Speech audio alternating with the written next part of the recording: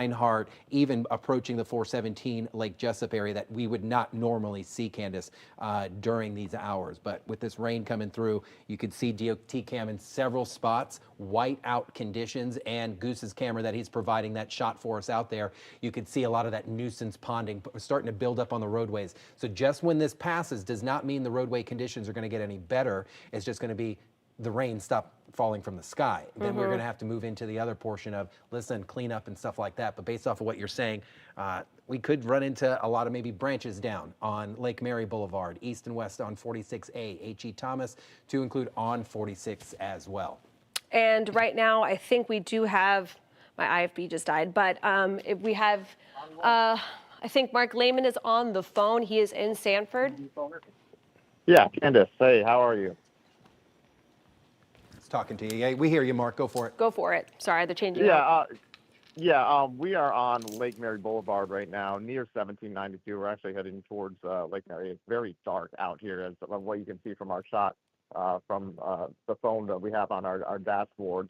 We noticed that it would seem like a typical kind of rainy type of morning, but then suddenly the sky got very dark, rain got very heavy, winds picked up, and we've been driving around, and at this point, we're not seeing any debris or markings.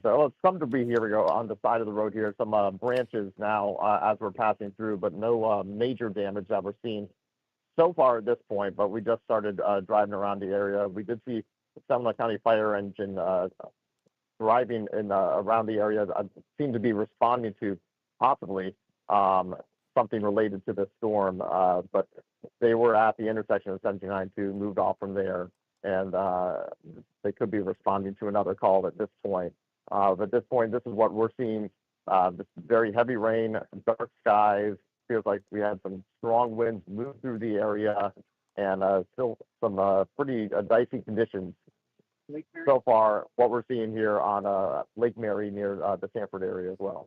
Well, to Mark's point this morning, they are currently, Seminole County Fire is currently responding to a few incidents throughout the county. One, there is a major crash off of Lake Emma within that tornado area, and a few medical calls. That's the thing, to Mark's point, medical responders are still having to respond in this stuff. So if you don't need to be out on the roadway, please don't. Yeah, make way for them, of course. I kind of hear while Mark, you're talking, this is the next zone that we're watching. This is going to be kind of the Osteen area. This is their next kind of focus for the neighborhood-wise. Also getting off the chat here with the National Weather Service, it looks like they are also going to be leaning in on extending this warning all the way towards the coastline. All, of course, radar indicated, which is certainly good news, but unfortunately, when we now have a confirmed tornado on the ground in Lake Marion, it doesn't take much for these storms kind of hop up and down with the amount of instability that we certainly have and we've been able to see with the last couple of hours. So again, this is that main zone. We call it basically a couplet, and a couplet, all it means is that it's a tightly wound center within a cell. That's what we're picking up, where we get a green and a red color kind of intertwined together. It indicates the kind of the air moving towards and away from the radar. So it gives us kind of a good idea of not only the speed of the wind, but also the direction of the wind. And when we get wind coming and going at the same zone, that's obviously kind of the that signature that there's possible rotation in this area. So again, if you're watching us anywhere from, let me take this off here, anywhere from Osteen up through Deltona, this is kind of that main zone that we're going to be watching. Again, this confirmed tornado warning has been in effect until 10 a.m. They're going to finish that off, and then we're going to continue to see it extended out towards the coast. We just mentioned that this was going to happen, and this is what we have now. So this now new tornado warning that is now in effect until 10:45 for areas of Volusia County. That does include parts of Seminole County. So this is, again, the same cell that we have been tracking all the way from Sumter County at about 8:30 this morning. So again, this is going to be a cell that's a little cell that could, and that's exactly what we're watching right now. So again, the blinking purple, it was the confirmed tornado. We had it confirmed by the National Weather Service. The crews will be out there looking to see what's going on. We have Mark Lehman on the roadways safely. He's on the backside of the biggest concern right now, which is where we always want to keep our crews. We want to make sure that we are your eyes and ears out on the roadways, but we don't want to be throwing our crews out there in any dangerous way. So just wanted to preface that in case you're wondering. But again, the bright blinking red here, this is our new tornado warning. This tornado warning is now in effect for areas all the way out through Ponce Inlet, New Smyrna Beach, Edgewood as well, out through Bethune Beach, Ariel. So again, we're kind of crisscrossing counties once again, where we went from Lake and Orange and Seminole, and now we're hopefully going to kind of try to finish off this this one cell that has literally started all the way from coast to coast. So it's extremely impressive. Unfortunately, though, it already has been confirmed to be on the ground. So that is something that we're going to be watching. I'm still holding on to the velocity tracker here because this right here is what we're keeping a close eye on. This tornado warning has not been issued because of the straight line winds or the amount of rain or the amount of hail. That is all termed severe weather. So normally we just get a severe thunderstorm warning with it, which is how it actually originated there. You can see the yellow polygons. But at this point, the concern at this point is the rotation that we're starting to pick up throughout areas of Osteen, Lemon Bluff, out through Beck Hammock. So now you notice at Sanford, where we were kind of concerned in that zone about 15, 20 minutes ago, that kind of focus is now pushed out through the Osteen area.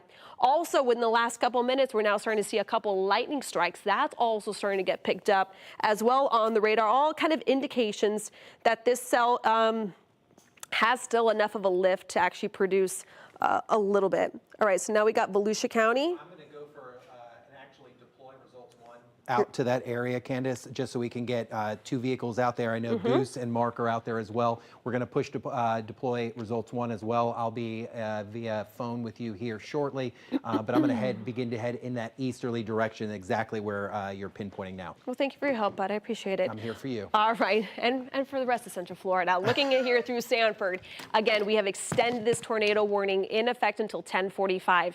I know that sounds like a long time. Believe me, I'm the one up here. But we are going to continue to watch this cell moving, crisscrossing the state about 35 miles per hour towards the north and east. And hopefully, once we finally get it crossed out through Volusia County, we'll be able to be done with this cell. But in the meantime, though, we are not leaving you. I know you're trying to watch It's not The Price is Right yet. It's Let's Make a Deal. I love that show. So we're going to continue to kind of cut in here because this has certainly been confirmed tornado on the ground. So this is not one of these where it's like, oh, there could be a tornado, there could not be a tornado. We've had now official reports in Lake Mary, north of Lake Emma, right there along where kind of Lake Emma is, as well as kind of the I-4 interchange where the truck stops tend to be kind of there in that Seminole County area. That's kind of the zone that we had that confirmed tornado. So we are sending out our crews, as you just heard Trooper Steve say. We're making sure that we are sending out the crews and finding out all the information we can, of course, to give you the kind of the best idea of what's going on out there. So if you're watching us right now from areas of Osteen out through Lemon Bluff, Kalamazoo, I guess there's a neighborhood there. Again, I pulled up as much cities as possible to try to give you the most kind of pinpoint accurate, attention to some of these. So we're looking around, kind of widen out the velocity here. Kind of, you're doing the investigating with me, everybody at home. All right, we're still seeing a bit of some circulation here, still through the Osteen, Bowdoin area. And this, again, is going to be that main center that we're going to be watching pretty closely. This is a live look. Okay, so we have Seminole County. We have crews there. We have Mark Lehman there on the roadways. Not exactly sure where he is, but certainly there in Seminole County. Looks familiar. And then we do have the interstate up there. So again, we have a lot of cameras here trying to give you the best idea. If you live anywhere in this area, basically from east of Sanford into Volusia County, this is your time to just kind of stay at home, stay in wherever you need to get to, because you do not want to be caught on the roadways, as many unfortunately have been, especially with that confirmed tornado that was all the way over here in Lake Mary. So it started off there in Wekiva Springs, hopped over I-4, and it was kind of in this zone here from Heathrow through Lake Mary, kind of that northern Longwood area, that's kind of the zone that we were tracking that confirmed tornado. There is now not a confirmed tornado on the ground, but it is something that we have already seen once and could easily see again. So if you're watching us from Osteen, areas of Lemon Bluff, Bowdoin, and then out towards the Volusia County area, I need you to just give it a second, not get on the roadways, and if you can, try to find kind of your safe room. And this is what we talk about not only during hurricane season, but during events like this, finding a room, the most interior room possible. Try to give yourself as many kind of walls between you and the outdoors as possible. So we're talking bathrooms, closet, things like that would be ideal right now. And again, you're not going to be there for very long, okay? And you can always take your phone, pop open up News 6. We are going to be streaming this as well. So whether you need to get away from your TV or your laptop or your smartphone, we've got you covered. You just have to stream us and we'll be able to walk you through this for the next 40 minutes or so. Out through areas of Samsula, New Smyrna Beach, Edgewater, you guys are all under this warning.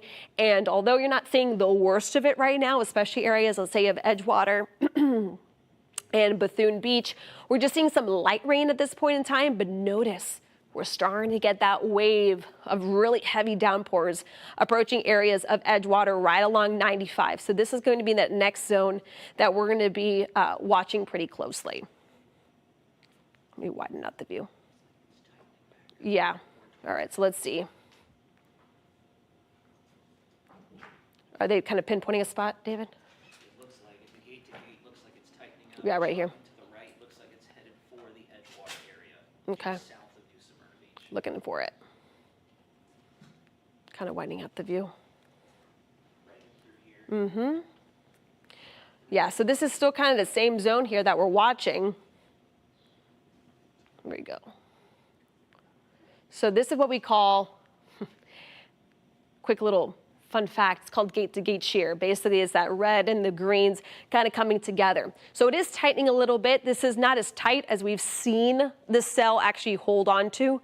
So there's still plenty of that potential for that spin up. If we didn't have the circulation right now, we wouldn't have a tornado warning. So as of this point in time, as of the Lake Mary confirmed tornado, we have not had anything else confirmed practically in this polygon, but that doesn't mean that we're not going to get one. So this is why we're going to be staying on. We have this tornado warning in effect until 10:45. The National Weather Service has extended it out towards the coast due to the fact that, one, this cell is moving fast, upwards about 35 to 45 miles per hour towards the kind of the northeast kind of zone. More east-northeast. So as the cell continues to speed out towards our coastal communities, there will be that potential of it kind of evolving, kind of ebbs and flows a bit. Because again, we're not talking about tornadoes or this one object that just kind of appears and then disappears. It kind of has that ability, it has kind of life to it that gives it that tightness, and then it kind of unwinds itself and then it winds up again. So it's going to be something that we've been tracking again for the last almost 2 hours or so. So again, that is why we are watching this one cell extremely closely. For a quick second, because I know there's a lot of other people wondering about the weather elsewhere, we have no other active warnings in place. I'll knock on wood on that one. But we are still watching some really heavy rain falling across parts of Claremont. The same zone that we've been tracking the tornado warning, which was about here, it's basically just traveled right along this cold front and is now crossing over Seminole County into Seminole and now eventually Volusia County. So again, this is that one cell. If you're just joining us, we've had several tornado warnings, all sparked up by this one cell that unfortunately we have now gotten a confirmed tornado on the ground in areas, excuse me, of Lake Mary, Lake Emma, so kind of that northern Longwood, southern Lake Mary zone where we did have that confirmed tornado. We're looking here. All right, this is Goose's Shot. This is one of our streamer vans here. Stopped right now, seeing that there's some emergency response. Don't know if that's associated with weather or not. We'll have to wait and see. I don't want to speculate, but again, there's a lot of action out there. Unfortunately, We had reports of debris. We had picked up a lot of that on our radar, which tends to get picked up when we have that confirmed tornado. So we had confirmed tornado, we had the signature, and now we had reports of it. So we have all of that in play. That wouldn't surprise me if this has to do something with weather. Yeah, there seems to be downed trees and things. I can see the damage now. So this is Lake Emma and Commerce Drive. So this is in the Lake Mary area. It's a very populated area for a lot of buildings and a lot of neighborhoods. We have several schools in that area as well. So that is why a lot of our kids go through the process of whether it's from the lockdown to severe weather. They know what to do in these cases. So we haven't heard of any reports yet of any injuries reported with this confirmed tornado. But again, this is still extremely early. We're live on the air when we were watching that tornado warning. We started picking up that signature. The signature started getting really tightly wound, and that seems to be where our crews are currently. Yeah, we have some information on this, Candace. All right, Crystal. This is Lake Emma and Commerce Road. We're hearing that there's an overturned semi there. You could see live with the video there. So not looking good. I hope everyone's okay. But of course, we can see there are some rescue crews on the scene. Not sure if there's any more debris in the way of the roadway. Again, if you're in the area in Lake Mary, this is Lake Emma and Commerce Road. I've also been. It's just south of the Topgolf. Yes. East of I-4. So as you drive I-4 towards Lake Mary Boulevard, this is just south of the exit, just south of Topgolf, close to the Social Security Administration, some apartment complexes over there. So obviously a very populated area. And if this is what we're seeing here on the ground with a flipped over semi, you can only imagine the potential damage of elsewhere to homes and other structures. So we're going to continue to get some new information, get some new video. If you're at home, if you have damage or if you see damage, if you heard about damage, reach out to us so we can get out there and show the full scope of this potential tornado that just moved through Seminole County and a large pocket of Seminole County. Yeah, many of you are probably watching us right now from your cell phones or tablets. I'm on Duke Energy right now where they are reporting hundreds of power outages along I-4 just south of Lake Mary Boulevard. East of Lake Mary, east of I-4, excuse me, near Lake Mary Boulevard, we're seeing about 500 power outages. And then also just west of I-4, south of Lake Mary Boulevard, Aliqua Lakes, Markham Woods Road, we're seeing a lot of communities here without power. What does that mean? That means, intersections, the traffic lights will also be out. That means shopping centers will also be out. So just keep that in mind. You want to stay where you are until we see all of this mess pass. But what you're looking at live right now, we do have photographers on the scene of Lake Emma and Commerce Road, where there's an overturned semi. And I believe we also have Mark Lehman live on the phone. Mark, can you hear us? First off, I don't want to start this without. Yeah. Okay, Mark is on the phone. Where are you, Mark? Are you at this exact scene right here? And what are you seeing? Yeah, I'm actually holding the camera that you're looking at right now. Okay, here off of Lake Emma Boulevard. Yeah, kind of multitasking here. Yes, we have an overturned tractor trailer that we've been looking at here, and we have firefighters that are assessing the situation. This entrance here off of Commerce Drive is blocked off. Traffic is still able to get by on Lake Emma though, so not much of a concern as far as that point, but definitely it looks like there was a serious situation that happened here when what we believe to be a tornado came through the area and caused that semi to overturn. So, were there any injuries from this? Yeah. Were there any injuries? Not that I'm aware of. Not that you're aware of? To talk to would be the sergeant who went down there. He'd have all the information. Okay. All right. Thank you. All right. So, yeah, I just talked with the Seminole County deputy there, and he was telling me that he doesn't believe that there are any injuries, but, again, they're still assessing the situation as far as the overturned tractor trailer here off of Commerce Drive. I'm going to try to gather more information from them, find out exactly what's going on. I'll keep you updated with what I learn.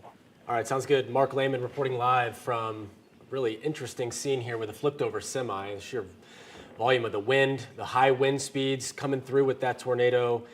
Again, Lake Emma, Commerce Drive, right east, just south of Topgolf, south of Lake Mary Boulevard, a pretty crazy scene there. And I do want to bring in Chief Meteorologist Candace Campos, who continues to follow this. We are here, obviously, Candace, as the tornado has passed through, but this is still an active threat for a large pocket of Central Florida. Yeah, and at the end of the day, conditions are improving within this cell, meaning it's starting to weaken, but we're not completely in the clear just yet. So, of course, I'm glad that we have Mark Lehman out there really kind of figuring out what's actually happening out there. But the problem is that we still have this same cell, and it's been a very pesky cell that has been able to produce and spark several tornado warnings. We had a couple severe thunderstorm warnings, all kind of intertwined with this one cell across areas of, my goodness, I think it's from Sumter, Lake, Orange, parts of Seminole, and now Volusia County now as well. So again, this tornado warning is in effect until 10:45. It looks like they have discontinued the tornado warning for Seminole County. So again, if you're watching us from Seminole County, you are now a bit more in the clear, but look at the damage that this system has caused. This is a confirmed tornado on the ground. We had it crisscross areas over of I-4 and Lake Mary, obviously causing a mess like that. But again, the one cell that we are going to continue to monitor closely is this one. So let's pop open the velocity here. We have meteorologist David Nazario also here watching the chat, because things are, there's already reports in the Longwood area that we've been having a lot of pool enclosures, the entire neighborhood where the pool enclosures have all been kind of ripped off and broken. So that is something that we're also going to be following as well. If you have seen damage, we would really appreciate if you'll let us know. You can either pin it on our News 6 Pinpoint Weather app, or you can also send us a Facebook message, or you can email us. So there's many, many ways. Believe me, there's many ways of contacting us here at News 6. So again, we're watching the storm winds, the storm wind velocity. You can see there is still quite kind of a wedge of activity here. David, I'm not sure if you're kind of seeing anything on your end of things. Yeah, Candace, we're watching a very interesting setup right now. It looks like our parent cell that initially dropped the tornado to the north, just underneath your toolbar there, is beginning to weaken. And now right there near Farmington and Cow Creek, we have a new cell, new area of gate-to-gate shear popping up. This could be another tornado trying to form right now to the immediate south of the cell that we've been tracking. I just let Trooper Steve know, since I know he's headed into the field, that we might have a new area of rotation that we're pinpointing very closely. And this is definitely not something that's very rare with these types of cells. You get a collapse, we have all that shear out there. I'm definitely going to be writing about this later on this morning, talking about why it is we have such an evolving pattern right now. But I do think that we're going to have to watch this one closely. It's feeding off of the energy in the environment and jogging to the right initially of where that tornado warning is located. You all have been following us, especially during the tropics, thinking, you know, that path of least resistance, the projected path. I think now this new cell is going to ride the bottom portion. You can see it right there. Starting to spin a bit. Yeah, it definitely looks like the inflow. The green shades there, folks that were watching. Notice near Cow Creek in Farmington, you can see the shades of green starting to light up, looking a lot more pronounced. We look for those tightly wound clusters, just like in our large-scale tropical cyclones. For tornadoes, the same principles apply. And it looks like it's going to be on the bottom half, the lower periphery of that polygon now, headed towards the Ariel area, Bethune Beach, and Edgewater, And it is clocking fast. We're talking upwards about 30 to 35 miles per hour. So I'm just putting a couple little cursors here for you to kind of get an idea. So again, Seminole County since has been discontinued, but the Volusia County fringe of that polygon remains in place until about 10:45. So the areas we're talking about, if you're watching us from Cretin, that's in about 10 to 15 minutes. Areas of, let's see, Packwood Place, about 21, Bethune Beach in about 25 minutes. This is going to be kind of the tail end of our advisory that we're going to be tracking pretty closely. So again, you notice within the last couple of minutes, we're starting to get a little bit of a spin going on right over Cow Creek. So if you're watching kind of in this zone and areas to the east, this is our main focus now. It continues to shift. So if you watched us at 8 o'clock this morning, our focus was in Sumter County. This continues to be the same cell, by the way, that we've been tracking now for miles for about 2 hours. So this cell, I don't want to let our guard down with this, because it already has, one, confirmed a tornado, and two, has been able to survive this long trek over Lake Apopka and now moving into Volusia County. So once again, these are the kind of the timing of this. If there was something there confirmed, this is where it would be. This would be over the Cow Creek, just north of Maytown, still kind of on that southern, and there you go. That is why. So they're tracking that same little cluster that we're seeing right now over Cow Creek, but because it's riding so low on that polygon, they had to fire up this new tornado warning. So this tornado warning is also still in effect for the same time, but now they're extending it down through the Maytown area. I was just mentioning Maytown going, I have a feeling this is going to be in the new advisory, or at least a new warning. So areas of Osceola, Pennachaw, Maytown, this is the zone in Volusia County. You're listening to us. If you live anywhere east of Cow Creek, Pennachaw, Maytown, this is the time where I need you to get into your home, not driving to and from, running your errands or anything like that. Just give me 15, 20 minutes for it to cross over, do what it needs to do, and that way you know you can get on the roadways, because this is what roadways are looking like right now in Seminole County due to the same cell. So this is not one of those that, you know, it could possibly happen. This has already happened in parts of Seminole County. So we have Mark Lehman, who is, of course, keeping a close eye on that. But that is all associated with that same cell that we've been tracking now for the last several hours. And this is getting pretty impressive very quickly. I'm glad they fired out that tornado warning. You can see it very clearly right where the wording of Cow Creek is. We have that really small pocket of the vibrant green shades there. That would be our tornado right there. They have it dead center of the polygon. It's just to the immediate east of Cow Creek right now. I would bet that right between where our darkest shades of red and the vibrant shades of green, our tornado would be located right in through there. And it's going to continue to move off towards the east, northeast generally. And this spun up very quickly. To put that into perspective, and I do apologize, I'm looking a little casual today. Today was not supposed to be this prolific of an event, but regardless, we're here and we're covering down for you all. This is our signature right here. This is called gate-to-gate shear, as Chief Meteorologist Candace said just moments ago. We have our outflow, the red, moving away from the radar, and then this small pocket of the brighter shades of green right in through here shows that we're consolidating. It's tightening up. Tornadoes thrive off of stretch. The more you stretch those winds higher up in the atmosphere and down towards the ground, that's what creates the funnel. And I would imagine that we might get a confirmed touchdown. Lord willing, we don't, but this is a very impressive signature, far more impressive than the one that's already dropped, and you can track this, which is a good thing. You can see where it is moving. So Creighton, Oak Hill, Ariel, you need to batten down the hatches and stay safe right now. You can see a weak echo region where you can see how the dark shades of red, the pinks, the magentas suddenly taper off right over Cow Creek. See right in through here, folks, if you're watching right now, you can see that we definitely have really good pronounced rotation right in through here. So regardless if there's a touchdown right now, if you're in any of these aforementioned areas, you need to be in a safe spot. Most interior portion of your house, get off the roadways. I was following this cell on my way in this morning. I didn't see a touchdown when it was to the west of the Orlando metro area. Missed it by that much. There was a lot of traffic out there, so folks know they're in harm's way and they need to just stay put. If you're driving in this immediate vicinity, listening to us on the road right now, just stop what you're doing, pull off safely to the side of the street, and maintain your situational awareness. Watch every corner possible. You don't want to be driving. You don't want to be moving, because there could also be very strong winds in this cell, not related to a tornado or anything like that, because of the nature of how strong the updraft is. This is a very impressive cell. We could possibly even be seeing hail in this right now, too. I wouldn't be surprised. Candace, could you pull up the VIL with this? There we go. Working Perfect. on it. So If they can pop back me so that way I can kind of maneuver this just a little bit easier than on your screen. But yeah, that's exactly what you're talking about, David, that we are looking at the hail swath kind of expanding and contracting over the last several hours.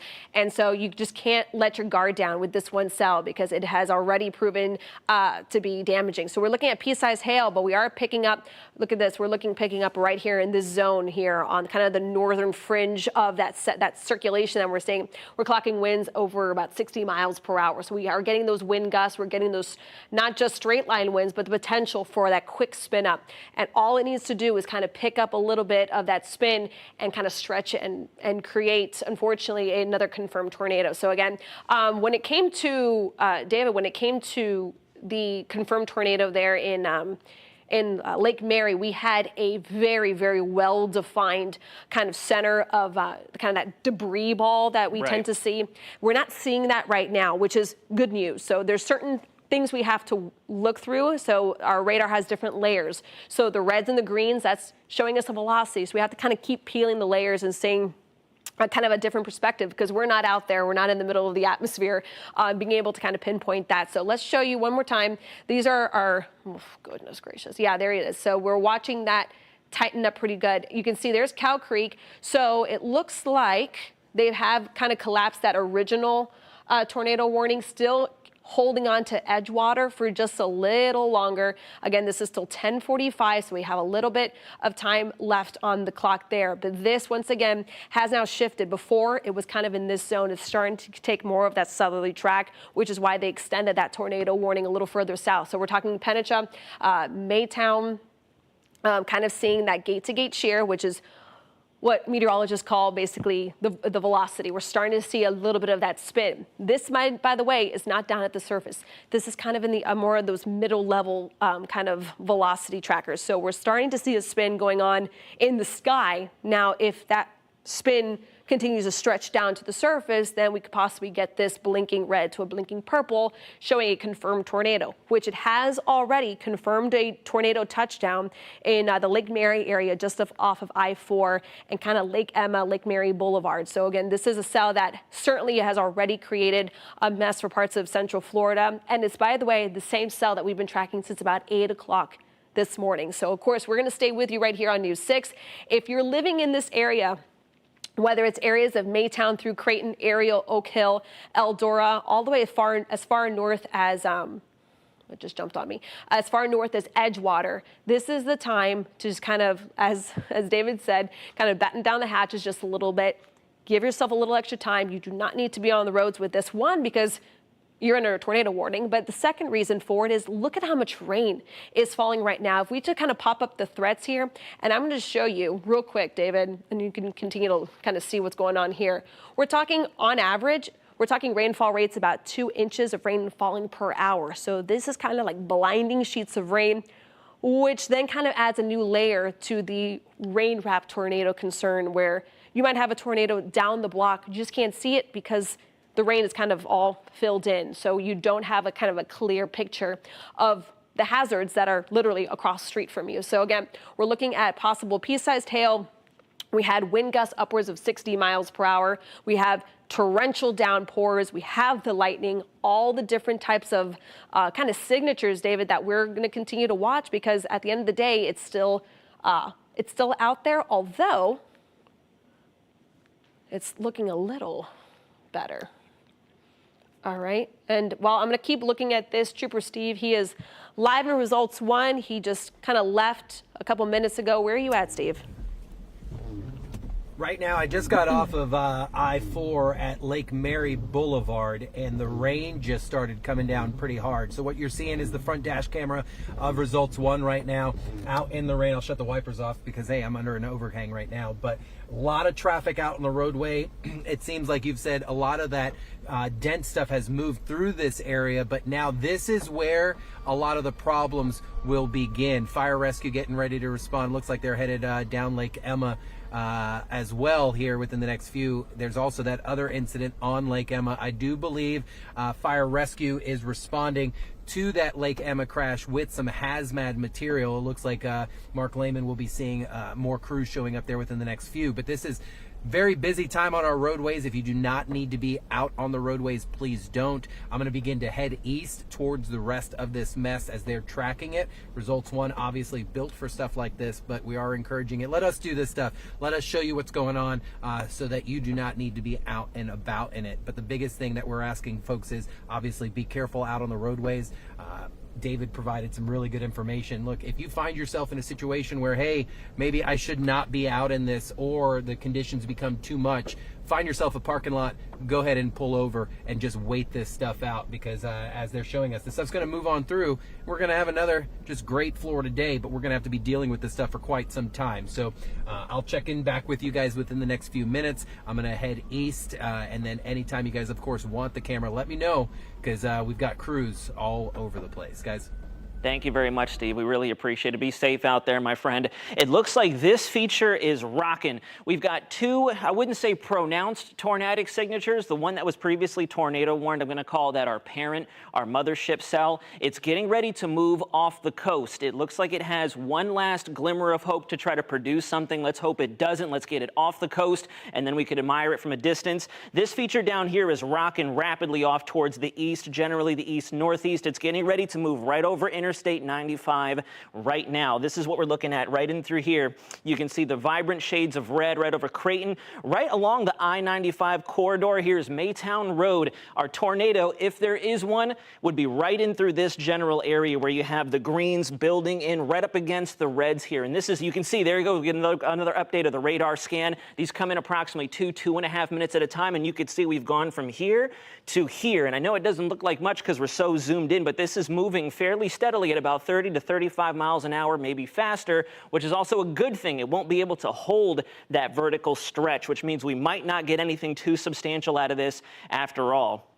And it's going to be moving into these general areas. Oak Hill, 13 minutes. Ariel, 15 minutes. Eldora, 27 minutes, 26 minutes. And after that, we're done. We can get this thing off the coast and it can do whatever it wants away from people. Hopefully it doesn't affect any fishermen or anybody out there who might be boating. I'm not too sure why you would be, but regardless, we're watching out for everybody. This is the cell that we're talking about just to the immediate south of Creighton. It should have either just now moved over top Interstate 95 or it's sitting overhead right now. The radar scan just updated moments ago. They come in again on average about 2 to 2.5 minutes. And this signature is still tightly wound up. Not the most impressive radar signature, but for Florida standards, this is what we look for, and this is enough to produce those rope-light, fast-moving, short-duration tornadoes like we've already seen this morning. This is the second one up here near Bethune Beach. It might be difficult to see the Barrier Island overlay here where my hand is kind of dorking up the radar signature. We have all these polygons right over top of one another, but there's another piece of gate-to-gate shear. You can see the light shades of green in the radar returns butting up against the shades of yellow, orange, and reds right in through this general area. Not a textbook location or a textbook signature for a tornado or anything to be concerned about. But again, here's South Atlantic Avenue, Bethune Beach. We are right up against the coastline, so this is going to be done and away from us within the next 5 to 10 minutes. I noticed it on radar trying to once again spin back up because we have the Gulf Stream waters just off the coast. And believe it or not, we're talking tornadoes, but warm water actually plays a role in that. And so what I think is happening here with both of these cells is just off the coastline, we have that warm inflow getting pulled back into the thunderstorms. And so they're trying to keep spinning. They're trying to hold on for dear life. And then you look down over Altamont Springs, Longwood, Winter Park, the Orlando area, Sanford. We have all these stronger thunderstorms as well. No special weather statements nor tornado warnings. Thankfully, no severe thunderstorm warnings, nothing of that nature, but we have plenty of lightning strikes going on, that very heavy rainfall that could cause that urban flooding, the roadway ponding. This is a very significant situation, and we're moving right over some of the very heavy traffic-prone areas. I-4. Here's Orlando down here, Conway, Winter Park. I was just driving out there and traffic is piled up. So you need to make sure that you're driving cautiously. Stay off the phones. If you need to, safely pull off to the side of the road. Wait this out because this is a broken squall line. It's moving very quickly. These are our 2 tornado warned cells. These are going to be gone hopefully within the next 10, 20 minutes maximum. They're rocking. And then Lord willing, we can get all this heavier stuff out of our neighborhood within the next couple of hours. Yeah, I'm honestly, David, I'm hoping that this one cell that's created all the tornado warnings, that swath of concern, at least maybe that's kind of working over the atmosphere a little bit, kind of cooling things down, kind of stabilizing it a bit, and hopefully we can actually get, albeit still a nasty storm right now over areas of Seminole, Orange, and Orange County as well. Hopefully it doesn't just spin up anything else because we had a lot of layers here in this setup, as David was mentioning. It's these warm waters. You know, it was interesting. Steve asked me that during one of the many tornado warnings that we had. Is this typical for this time of the year to see the potential of severe weather? But when you have Gulf storms approaching from the west, they are so juiced up. They haven't had all this time over land like when cold fronts come in from the north. It's these big westerly swings of this action that tend to give us a little bit more of a run for our money. But as of right now, the National Weather Service is still holding on to this tornado warning until 10:45. So we still have about 12, 13 minutes left on the clock for this, where we are still seeing torrential downpours. A lot of the lightning now has shifted out over towards the Atlantic. So all better news, but we still have the rotation that we just want to continue to see kind of get pushed off. So again, areas of Oak Hill, Ariel, this is kind of that zone where if you are in this area or if you're planning on traveling through this area, if you can just take a moment, take a pause, find some place to kind of shelter in place. Just give it an extra 15, 20 minutes for this to cross over, you guys, and then we should be hopefully done, at least for this one cell that, again, we've tracked. Candace, I hate to say it. I'm looking at radar right now, and it does look like good news. Our systems to the northeast getting ready to head off the coast. This is all done. They've collided. The signature is falling Right apart, here. but we do have a new special weather statement for us in Orlando, and it does look like there is a small area of more gate-to-gate shear Little just to the rotation. southwest of Oviedo. Okay, let me head on over there. It's not that impressive, but I can definitely see it starting to cluster up. I believe that's it right in through here. Somewhere through there, yeah, to the northeast of Winter Park, Orlando. There it is, just very subtly. It's a very small fragment of it Right near here. Bertha, Winter Park, Maitland there. Found it. Yep, there it is. Kind of in that same, just south of where all the action has been. So areas of Maitland, Winter Park, Goldenrod, you haven't seen kind of the worst of the severe weather threat. So this is shifted a little further to the south. And if you notice, that's been the trend. Not only is it going from west to east, but we're starting to see more of a trend southward because this is all associated with the cold front that's still working its way over the area. So this is still a live look. I think this is still from Results 1. This is Redbug Lake Road and Tuscaloosa. So there, we're talking more like the Winter Springs area.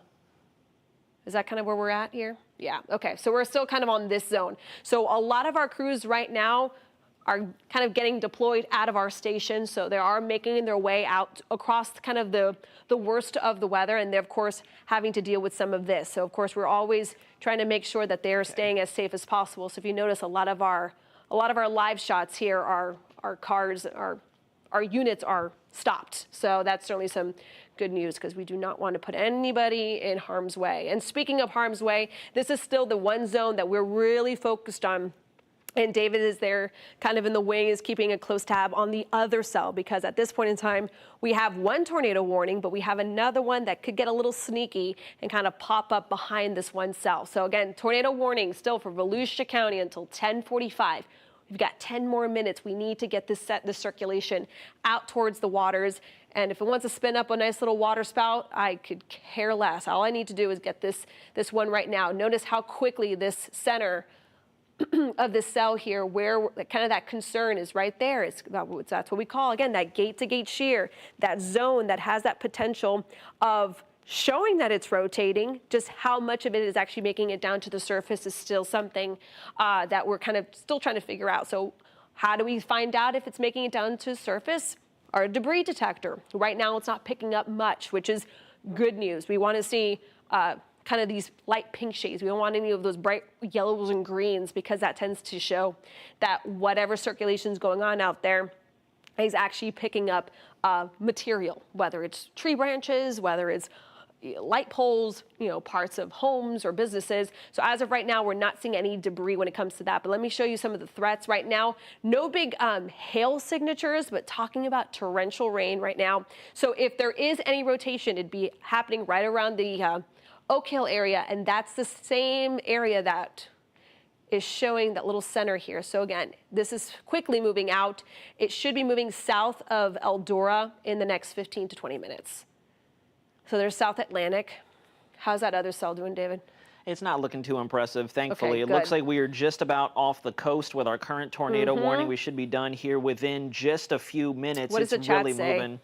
Chat is currently saying they haven't updated anything just yet. Still continuing the tornado warning. I think they're just going to ride it out to about 45 after. Makes sense. And then be done with it. And then the cell that's moving through Oviedo right now, no major changes. Still watching it. It does look like we had a brief instance of spin up as it moved through Pine Hills, kind of over us, really, moments ago. And now it's starting to lose that signature, which is good news. So I think you're right. I think with all that previous activity, we're finally tapping out and we're losing that instability. We just have to watch with how much shear we still have out there for those rogue occasional spin-ups. Yeah. I was just about to pop up that shear. Let me kind of take off all this, kind of clean up the monitor. All right, so we're going to continue to watch this very closely. We're going to kind of re-rack give a second for the radar to check in. We're going to toss over now to Mark Lehman, who's in Seminole County, and he does have a live interview with, I believe, Emergency.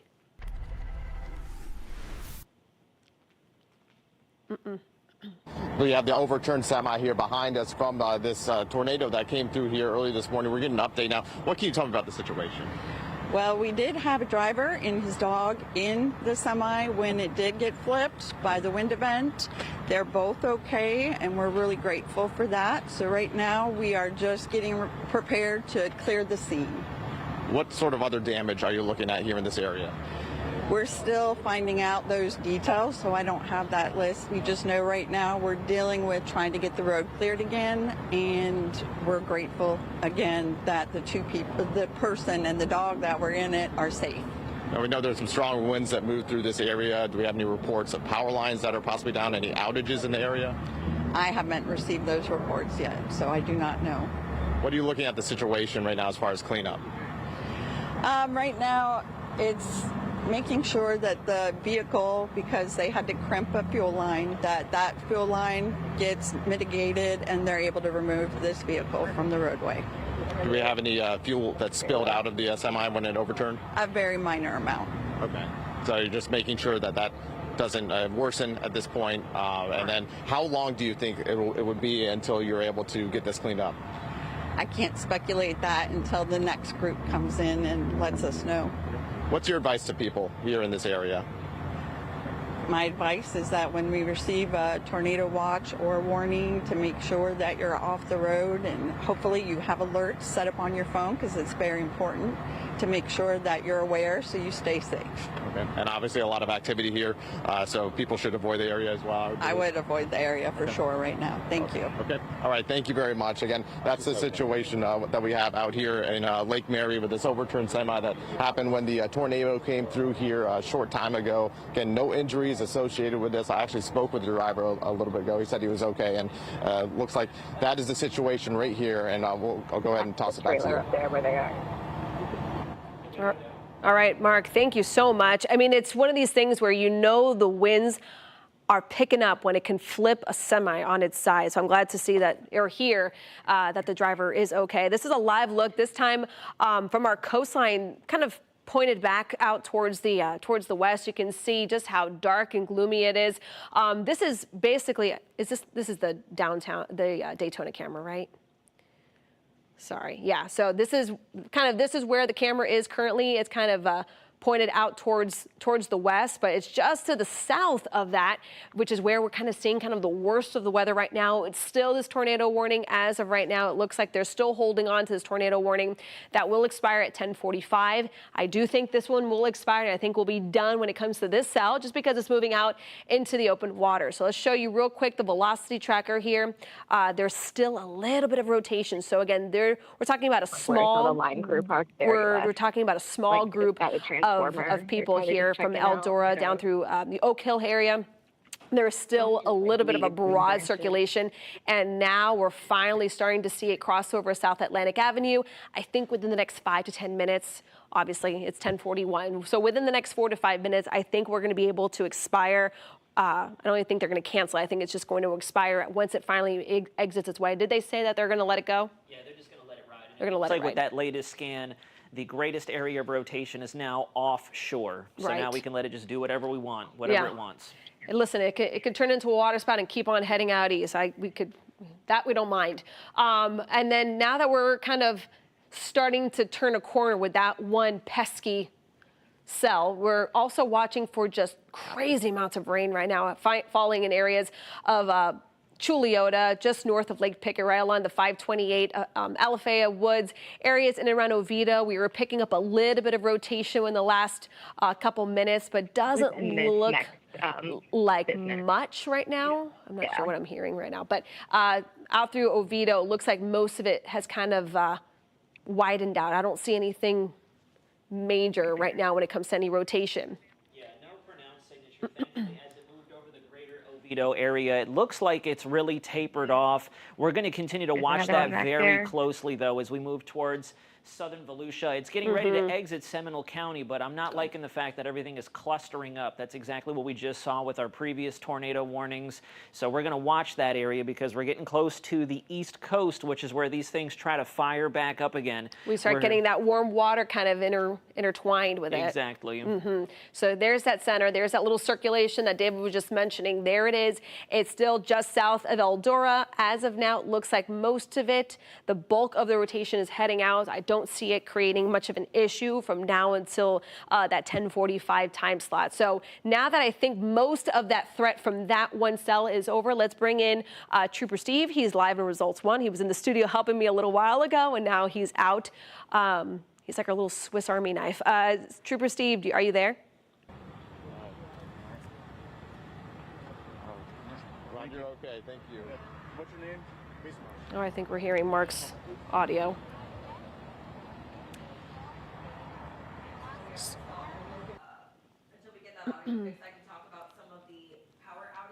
I'm not sure if you guys can hear Crystal. Can you hear me?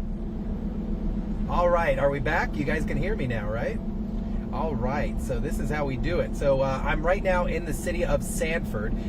The best thing that I could tell you is I have yet to see any traffic lights currently out. I'm talking from where Goose and Mark Lehman are at, from Lake Emma, all the way through both city of Lake Mary and here now in the heart of the city of Sanford. So we're northbound on 1792. We're getting ready to head east on State Road 46A.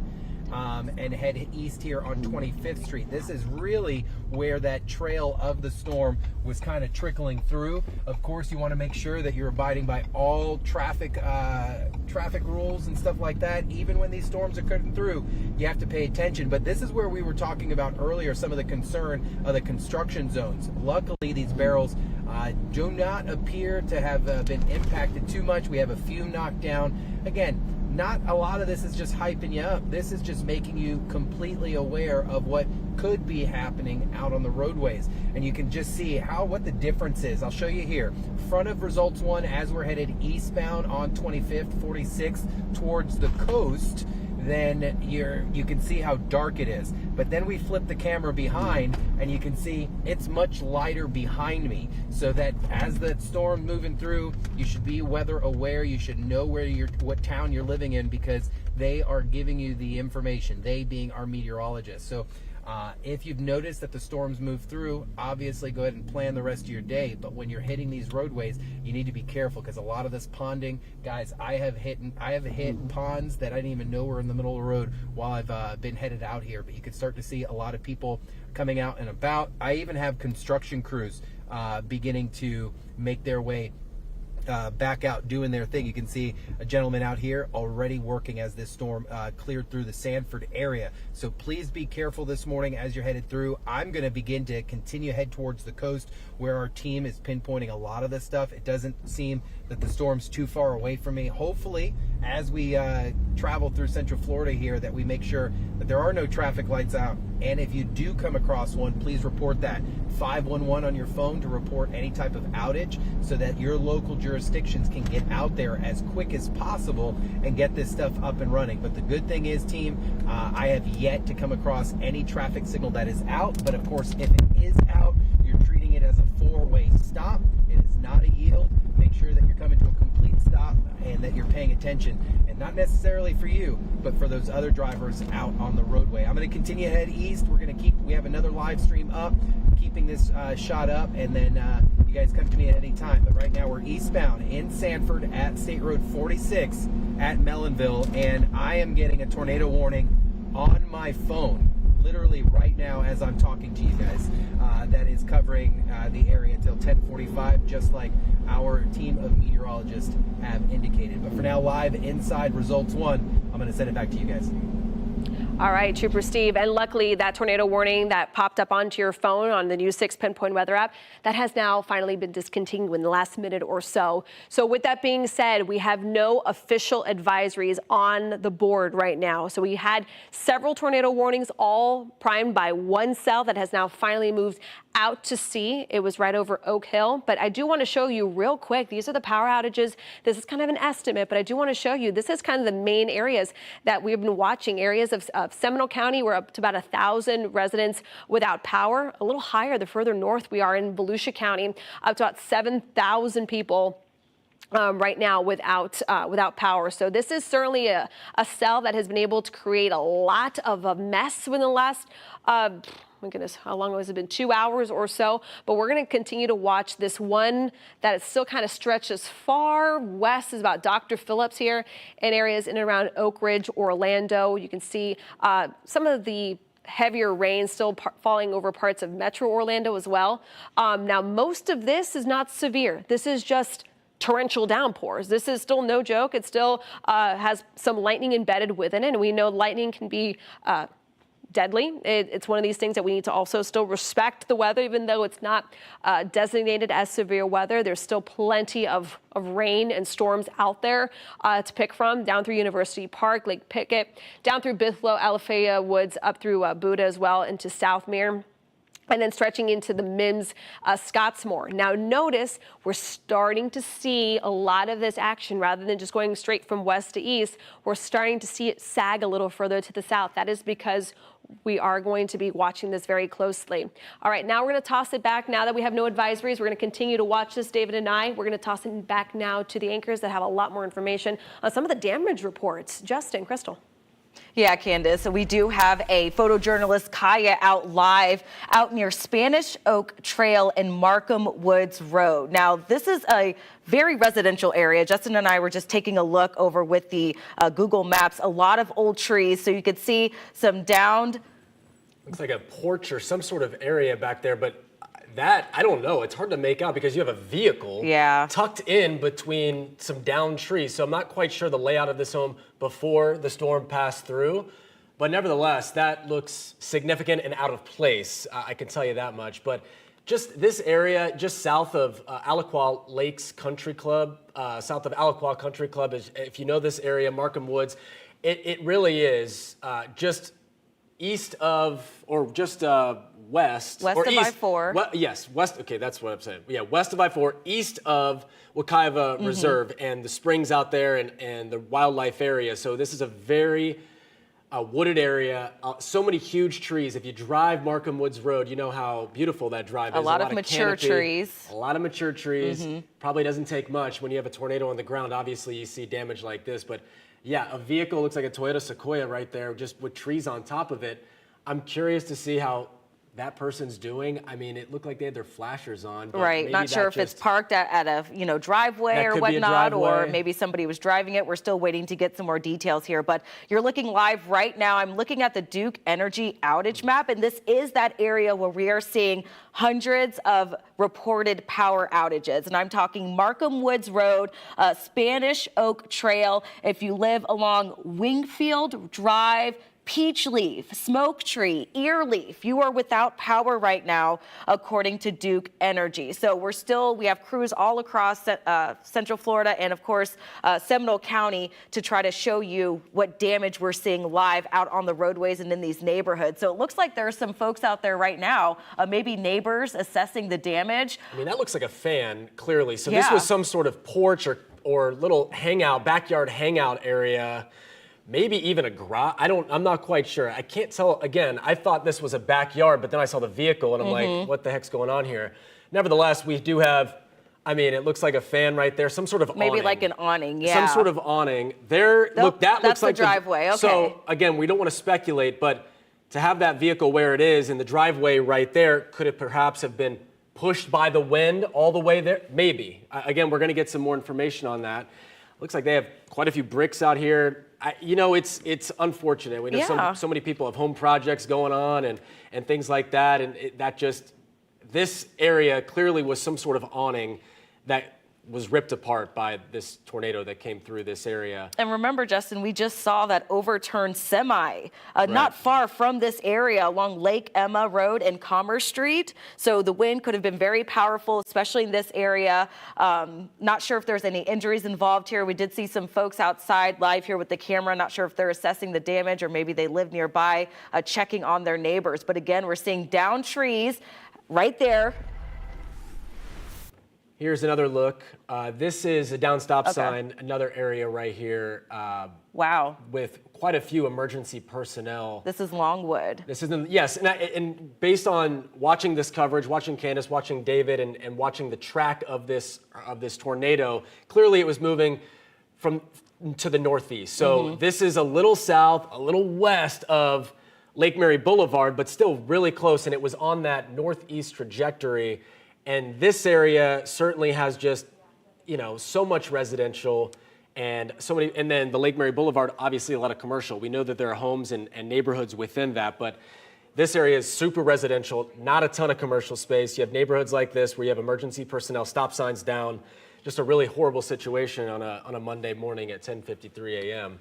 And now let's head back to Kaya, photojournalist Kaya, who was out there along Markham Woods. She's giving us a live look at some of the damage there. If you're just now joining us, we're following some of the damage reports over near the Lake Mary, Longwood area. Right now we're looking live at Markham Woods and Spanish.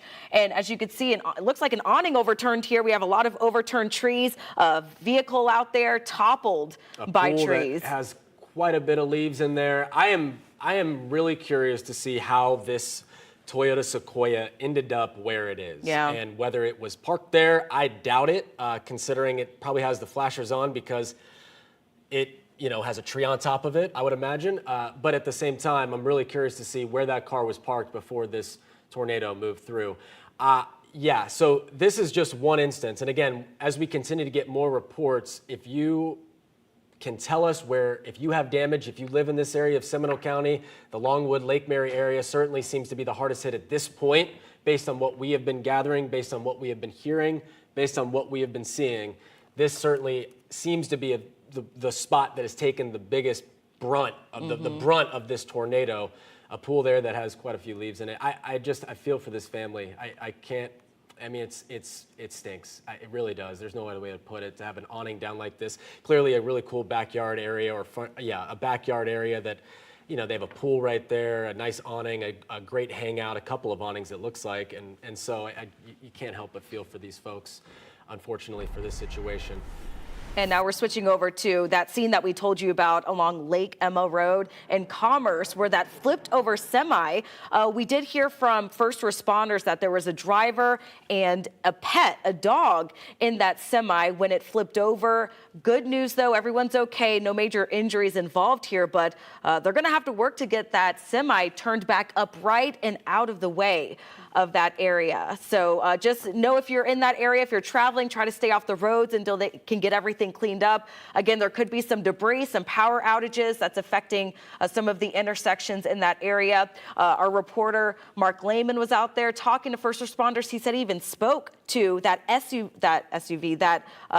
driver of that semi about this situation. So glad everyone's okay. Glad no one else was involved in this crash. But as you can see, we have EMS as well as police officers on the scene, just blocking off the area until they can get everything cleaned up and that semi out of the way. All right, I want to go back to this live shot from photojournalist Daniel Macaluso. This is Markham Woods Road in Misty Morn Place, Whispering Winds subdivision. This is not far from where that Toyota Sequoia, the awning down. This is about a half mile away from there. So clearly this area had some significant damage as that tornado moved through. Seminole County has quite a few emergency personnel, from looks like paramedics to law enforcement, just trying to assess the situation. And I'm trying to read some of the reports that we have coming through our email and our Teams channel right now. And it seems like we're also getting some reports about a collapsed home along Blue Iris. That's also within this mile, probably a half-mile radius here of the Longwood, Lake Mary, Markham Woods Road area. Clearly has some significant damage as we continue to assess and more information comes out. Incident command vehicle out there. So, they probably have all hands on deck right now trying to assess the damage, help those that maybe have been inside their homes when this severe weather came. And, not sure if anybody is injured out there, but of course they're going to be taking a look at all of these areas, these neighborhoods, to make sure everyone's okay and try to get everything cleared as quickly and safely as they can. So as I look at this map, okay, again, this is just south of Alaqua Country Club, north of E.E. Williamson. I know when we talk about Markham Woods Road, it is quite a long thoroughfare. So this is between E.E. Williamson and Lake Mary Boulevard. That pocket of the Longwood, Lake Mary area has some significant damage. And based on the reports that you've been looking at, Crystal, when you're looking at the power outages, it reflects, that also reflects where this damage is sort of centered. And it really looks like this area took the brunt. Yeah, so we saw Candace kind of, tracking all of this all the way through the area, and that's where we're seeing most of these power outages reported by Duke Energy. Again, Markham Woods Road, we're seeing around 300 reported power outages, and then once you get towards I-4, it's up to over 500. I mean, look at this overturned tree right here as well. This is along the scene that we've been taking you. This is the same home with the sequoia and things like that. This is a Spanish Oak Trail. Again, this is just about a half a mile away from that previous scene. Again, we have crews really just focused. I mean, look at that tree snap. Wow. That's a direct indication. Multiple. And I would love to open up Candace's mic if possible to sort of get her reaction. When you look at trees like this, Candace, that is a direct indication of what just came through. Right. I mean, and at the end of the day, this could just be straight line damaging winds, which this system, this cell certainly had it. But what's going to happen is National Weather Service is going to go out there or just look at video from local media like us. And not only are you looking at what broke and what came down, but also what direction they fell. Sure. Okay. Because if you have some trees falling to the east and some falling to the west, that is the sign that we have some sort of rotation. If everything's all down in one direction, that's more damaging winds. But certainly it's a confirmed tornado in that area. There's no doubt about it. I mean, it makes this tree look like a toothpick. It Right. snapped it like a toothpick. And to your point, Candace, I think it doesn't matter if this was, at this point, part of the tornado touchdown or straight line winds. What you have here is a significant damage situation through this probably mile corridor along Markham Woods Road. As we we don't know the full scope, obviously. And so we continue to get some new reports, and we have crews really just heading that way and assessing what they have, getting information from officials, getting information from the public. So many people out here assessing what has occurred. You have also trees not only, ripped like a toothpick or snapped like a toothpick, you have the root system uprooted as well on But some also of these notice, trees. Justin, how some of those trees, some of them have fallen one way while others have fallen the other. So those are all kind of just the simple layman's term of the winds were rotating and they were dropping in different ways. So Yeah. it's heartbreaking when you see a lot of these people coming out of their homes and seeing the damage that it's already caused in such a quick spin up of tornadoes. It happens, Right. And this is a good reminder. If you are out there right now assessing the damage, you see any damage, head to clickorlando.com/pins. You could send us videos. You could send us photos. I see one posted about 22 minutes ago from Keitho. Question, damage from tornado, ? Out of Lake Mary. It looks like an overturned tree in a parking lot over a vehicle. So this is going to help us and also first responders kind of see where we're seeing the most damage. So if you have our News 6 app, or you can just head to clickorlando.com/pins. You could send us photos. You can send us videos with a little description about where it is, and we'll go ahead and send our crews over there to kind of show everybody what's going on in your area. I'll tell you what, though, this situation right here with this neighborhood, as we continue to as Kaya moves around, this is just in front of a couple of homes here. And this neighborhood, I imagine, is very similar to what this entire neighborhood looks like. And to me, this is horrible. You got a truck right there, kind of up on its side. Trees snap like toothpicks. Trees up, the entire root system just pulled from the ground because of these tornadoes. It's a tornado, and we know those happen like that. They also are very strong, and they create damage like this. And those trees have been there for, I'm sure, years, and if not decades, if not multiple decades. And so they've withstood hurricanes and things like that. And this is the scary part about a tornado is how quickly they fire up, how strong they fire up, and it's not something that you necessarily can prevent or at least get ready for without you worry about yourself. You don't necessarily worry about your home because It happened so quick. It happened so quick, and we knew that there was a severe a chance of severe weather today. We've been talking about throughout the morning, but it's different when it comes to tornadoes versus hurricanes, so many people can get their homes prepared. Yeah, Candace, I want to talk to you too, because obviously for those folks watching right now and in their homes and wondering, can I come out and take a look at what's going on? Yeah. Are they okay to come out and kind of assess the damage in their area? No, right now we're okay. If you want to pull links one, Justin, you were kind of talking about the map. I actually stopped the clock. This is all the way back at 9:42. This is where that tornado went from a tornado warning to a confirmed tornado warning, and that is why. Notice those bright oranges and greens. Not sure if you're able to pop it up, but there's like kind of what we call a debris ball, and this tornado had the ability to create such a large debris field in such a short amount of time that it was so the signature was so textbook that the National Weather Service was able to confirm it. We also have, storm spotters out there as well. It's a very densely populated area. So, people talk very quickly when things like this happen. So you can see right there, there's the I-4 right here, right? So up here is Markham Woods. So this right here is Lake Mary Boulevard. So this is that main zone that we've been watching and really starting to see a lot of that debris kind of get, a lot of that debris that we're really starting to pick up. And now we're seeing for ourselves what that looks like. So Crystal, you asked about, I don't want to show you that yet. Hold on a second. That's 4 hours ago. This is what the current radar is showing us right now. So if you're watching us from Edgewater and Oak Hill, it's still coming down. And we're talking heavy amounts of rain, lightning strikes. This is not a time for you to be out and about just yet because, again, the rain is still coming down and it's coming down fast.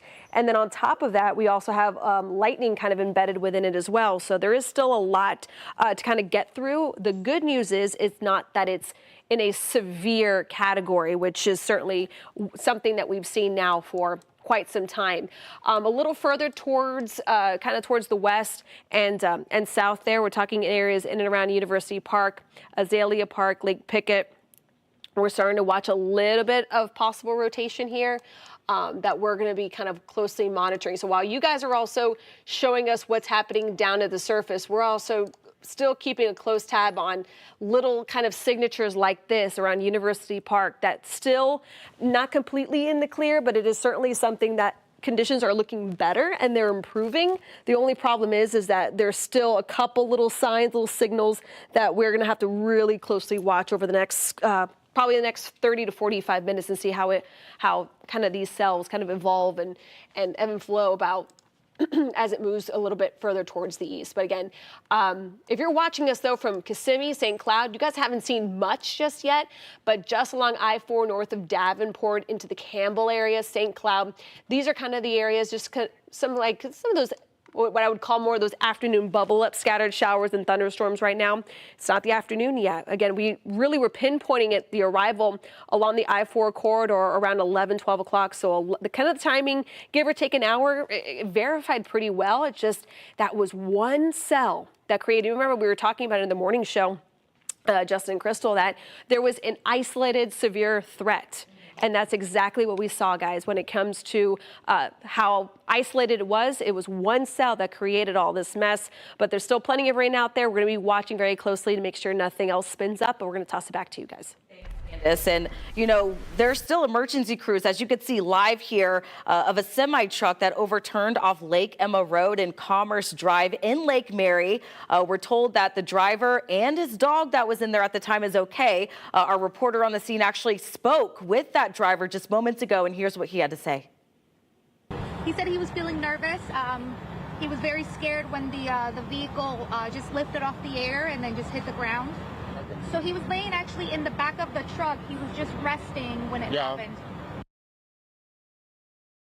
Wow, I'm glad he's okay. I'm glad they're both doing okay. Look at that sweet dog. Can you imagine how frightening? What a morning he's had. Unbelievable. Oh, boy.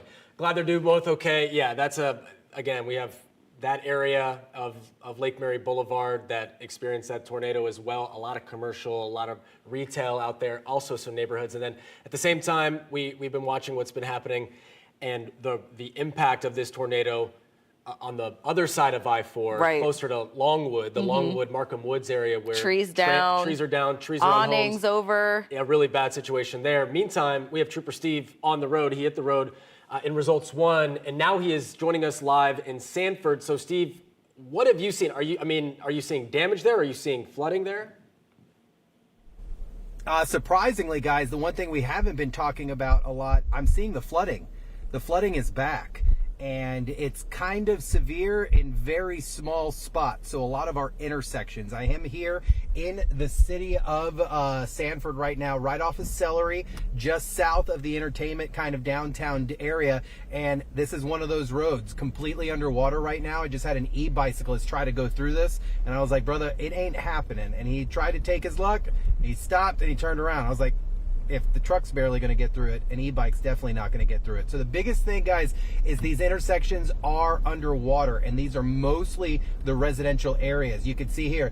And then a lot of these vehicles flying very quickly through a lot of this water. Keep in mind, once you hit this water, you're creating a wake. You're pushing this into other people's front yards. You're pushing them into private and small businesses. You have to be careful when you're cruising through here because, one, you don't know what's in the water, and two, you don't know how deep. And then the third, of course, you don't want to push this water up into the sidewalks and cause more damage and erosion than already is. I don't know how some of this mail, so your mail may get a little delivered a little slow this morning. But some of the thing is, we have to pay attention to the ponding. You got to remember, some of these areas just took big hits with these storms just last year, and we're starting to see a lot of that flooding resurface. I'm going to make a left here off of Elliott Avenue, off of Celery here, just by one of the Celery food marts, and you could see right here the intersection completely underwater here. This is probably about a foot of water. I know it may sound not a lot for some folks, but if you're not driving a truck like this or a larger vehicle, this could disable your vehicle if you don't see it and you roll up onto it too heavy. So you've got to be real careful. Let's continue to drive through the city of Sanford this morning. We've got, like Justin and Crystal had mentioned, we have crews all across. So you've got Mark and Goose a little further south within the Sanford unincorporated portions of Lake Mary off of Lake Emma. You've got our other photojournalists on the west side of I-4, and then you've got me out here on the east side of our area along the I-4 area within the city. So you got to be real careful in these residential communities. There are still crews now waking back up. I would be super careful if you're out walking your dog. There's a lot of people waking up this morning after this weather, and you've got a gentleman out here that are walking his dog. So please be careful. You want to look for down power lines, of course, while you're out and about. And just because you think your area has been untouched doesn't necessarily mean it has. Here off of Mellonville, there's detours still set up for daily construction, and then you throw rain and debris out on the roadway. Got to give the crews some time to clean it up. While we were out here a little while ago, about 5 minutes before you guys took me live, there were crews driving around in the city of Sanford city employees with their amber and white hazard lights, their warning lights going, giving people that warning, hey, we're out here kind of making sure that the roadways are cleaned up. And you can see here, that nuisance ponding, I hit it at maybe 5-6 miles an hour, and it's blowing back up on the windshield and other vehicles. You got to make sure you're super careful this morning. Manually turn on your headlights, please. I know the sun is up, you can see, but these headlights, they are designed not necessarily for you to see all the time, but for you to be seen. Now, I'm going to stay in the Sanford area. I'm really just checking out for any down debris, but if you come across a power line that's down, tweet us. X on X, Facebook, send us a message. Let us know where you're finding these outages at so that we can continue to inform the public. Now, the good thing is I've been through all of Lake Mary. I've been through most of Sanford. I have not come across a down power line or a traffic light not working, which is really good. And the best thing is to stay, if you don't need to be out and about right now, even if it's past your area, please do not, because crews are still out here making sure things are okay so that you can come out. So for now, live in the city of Sanford, inside Results One. Keep it safe out here while we give you all the information you need. I'm going to send it back to you and Justin and Crystal at the desk. Thanks, Trooper Steve. Be safe out there. Of course, we're still continuing to get reports of a lot of damage throughout the area. This is a live look through our photojournalist, Kaya. She's out at Spanish Oak Trail and Markham Woods Road. Now, remember, this is the scene where we saw that overturned awning. We saw a tree down on an SUV, and we saw some neighbors and folks kind of out assessing the damage. Kaya, if you can hear us, if you can show us some of the damage that we've been seeing out there. She might not be able to hear us through her IFB. But, you know, several trees were down, and you saw it was just snapped. Justin, you were mentioning that. I mean, yeah, absolutely. This is another scene. This is like really close to where Kaya is. This is the Markham Woods Road, Blue Iris Place. This is the Whispering Winds subdivision where we're being told a home collapsed. And you can see, based on these images here, you have Seminole County Fire Rescue assessing this. And we are told the home collapsed. Not sure what fell on, whether it's a tree or what prompted that. I imagine it probably was. But at the same time, we're also waiting on a press conference to happen within that neighborhood where this damage has sort of concentrated. As we've been able to gather a lot of the details of where the damage is, where this tornado moved through, this northeast kind of movement, it seems like the majority of the damage, the significant damage, is sort of concentrated along Markham Woods Road, between the pocket of Markham Woods Road between Lake Mary Boulevard and E.E. Williamson. Yes, and this is just west of I-4. Right. So if you live in that area, you're kind of stuck between I-4 and that preserve area of Lake Mary and the Alaqua area. So clearly it moved over I-4. Yes. I imagine that there are people driving, no doubt. We're talking about I-4 here. During the morning, around 9:30, 9:45, 10 o'clock time, you have a lot of people driving who probably were on I-4 as the storm moved over I-4 and then was on the eastern portion of and heading down Lake Mary Boulevard. And so, yeah, and so we're 9:45 is what Candace has just informed me with. So, yeah, she was on the air for hours and hours and hours, and this started getting the reports. In Sumter County was the first one that sort of popped up locally for us.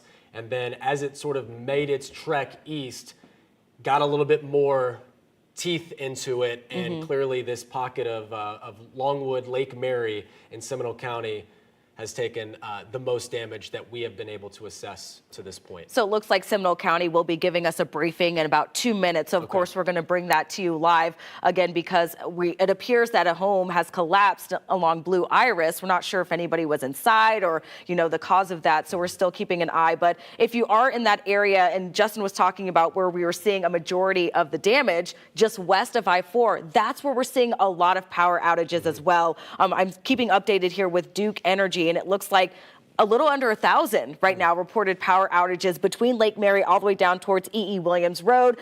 Just make sure if you're traveling in that area, it's heavily populated by neighbors.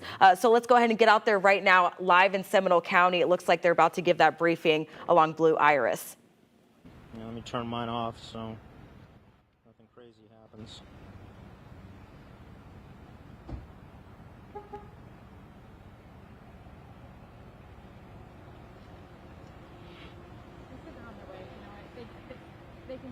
I'm not waiting on them. Yep. So this is a press conference that's happening right now with Seminole County Rescue.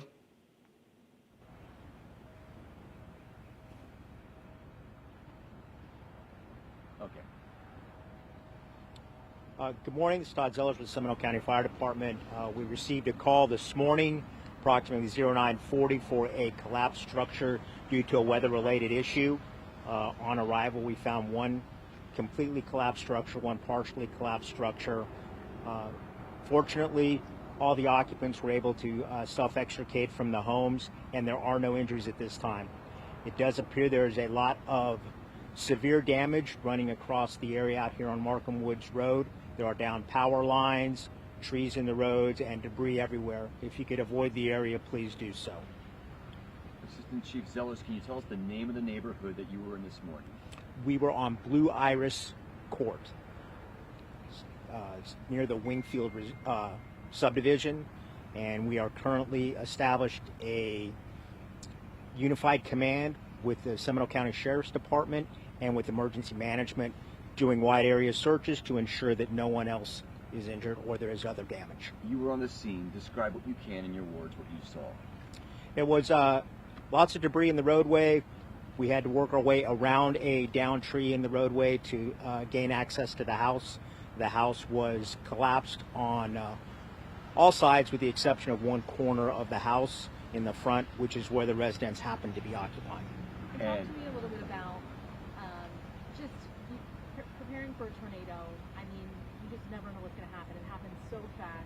It's just how scary it is for these residents. And obviously, when a tornado hits, it's really only in like a designated area. It only hits hard like one spot, basically. That is correct. It didn't. This was kind of a touchdown-looking event. You'll have to, consult the weather people, then see what really happened. But the residents did say that it happened very quickly. They received their alert Seminole that said "Seek shelter now." They sheltered in place, and we only had that one major damage. Why do you think it's so important to have those, alerts on their phones? Because without them, who knows? Well, if that had been the event had been much bigger and it had, stayed on the ground a little bit longer, reached several more houses, then it would have been imperative that the people had been sheltered in place correctly, or there could have been a lot of injuries. What kind of structure was it? Can you describe the house for us? It was a two-story residential structure, wood frame. These houses are very large on this side of Markham Woods Road, and it's been in the area for a while. It's an older establishment. You had mentioned they're lucky to be alive. They were or were not inside the house? They were inside of the house. The house did collapse around them. They as well had received the alert Seminole and sheltered in place in the Had they been anywhere in the house besides where they were? Apparently, if we look at the structure is completely damaged except for the corner that they were in. So they're very lucky to be in the position they're in right now. And looking around the other parts of the neighborhood, what can you describe? And again, I see lots and lots of trees down, a lot of debris. There's pieces of roof, shingles, trees, parts of cars, garage doors. So there was a significant amount of minor damage as well. It's a private neighborhood we're talking about where you were? Yes. Okay. And the roadways are cleared? Are they blocked off? The roadways are blocked off. Blue Iris is completely blocked off. Please don't try to gain access to that neighborhood right now. We still have crews working, clearing roadways, and the power company is working on down power lines. This caught a lot of you by surprise. We did receive a tornado warning earlier in the day. They put us on a tornado warning early, and then the tornado happened in the middle of that warning. Came quickly. Yes. Have you checked in with the family recently? How's the family doing? Everybody seems to be doing well. They were able to get some of their stuff out of the house, and we assisted them in that, and they are going to be staying with neighbors for the time being. But are they doing all right considering they seem to be doing very well. What can you tell us about the house now? Is it going to be demolished? The building inspectors are looking at it, but just by looking at it, they will have to start from the ground up. Red Cross, are you assisting the family? We haven't got any word from the Red Cross yet. We did contact Red Cross to see if they needed would get some people here to assist. Approximate age of the house? I'm guessing probably 30 years old. There's another press conference happening at noon.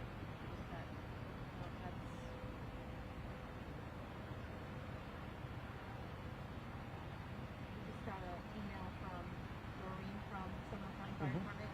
I guess it's Director of Emergency Management, Assistant Chief of Special Operations, Fire Department, and Sheriff's Office. So we'll probably be back again. You all prepare for so many situations, countless. What's it like mentally to go from tornado warning to tornado down to house down? Like, what's that process like? Well, we prepare for this a lot. We have special operations teams that are specially trained in structural collapse in case we would have had to shore up the building and make an entry in and rescue somebody that was trapped. All of our firefighters, all of our employees are very well trained in going from 0 to 100 in seconds. So this is another day for us.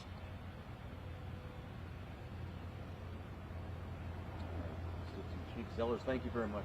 You're welcome. Thank you. Thank you.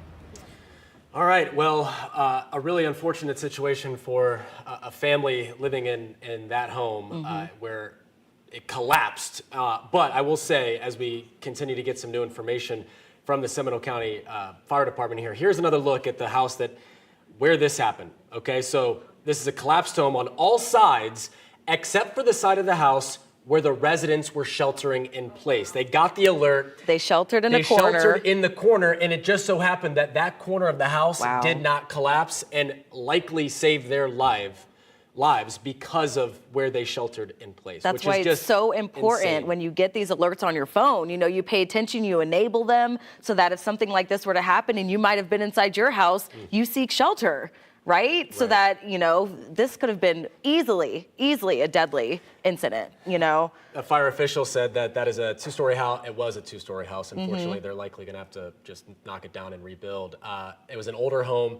A lot of these homes along Markham Woods, if you drive that area, you know that they are bigger lots as well, but bigger homes on top of that. So not to mention the other parts of this area. The corridor, I would say this pocket really got the damage that we've been seeing, but there are down power lines all throughout, according to the chief there. Trees down, debris just scattered. We've been seeing that as well. And a little bit south of there, it's not very far, maybe a stone's throw away from that scene. We also have a scene over on Spanish Oak. That's only a few blocks it's just a away couple from where blocks. this is. Yeah, right. So, you know, we're also dealing with a situation there where we're seeing extensive damage to somebody's home, down trees, an awning overturned.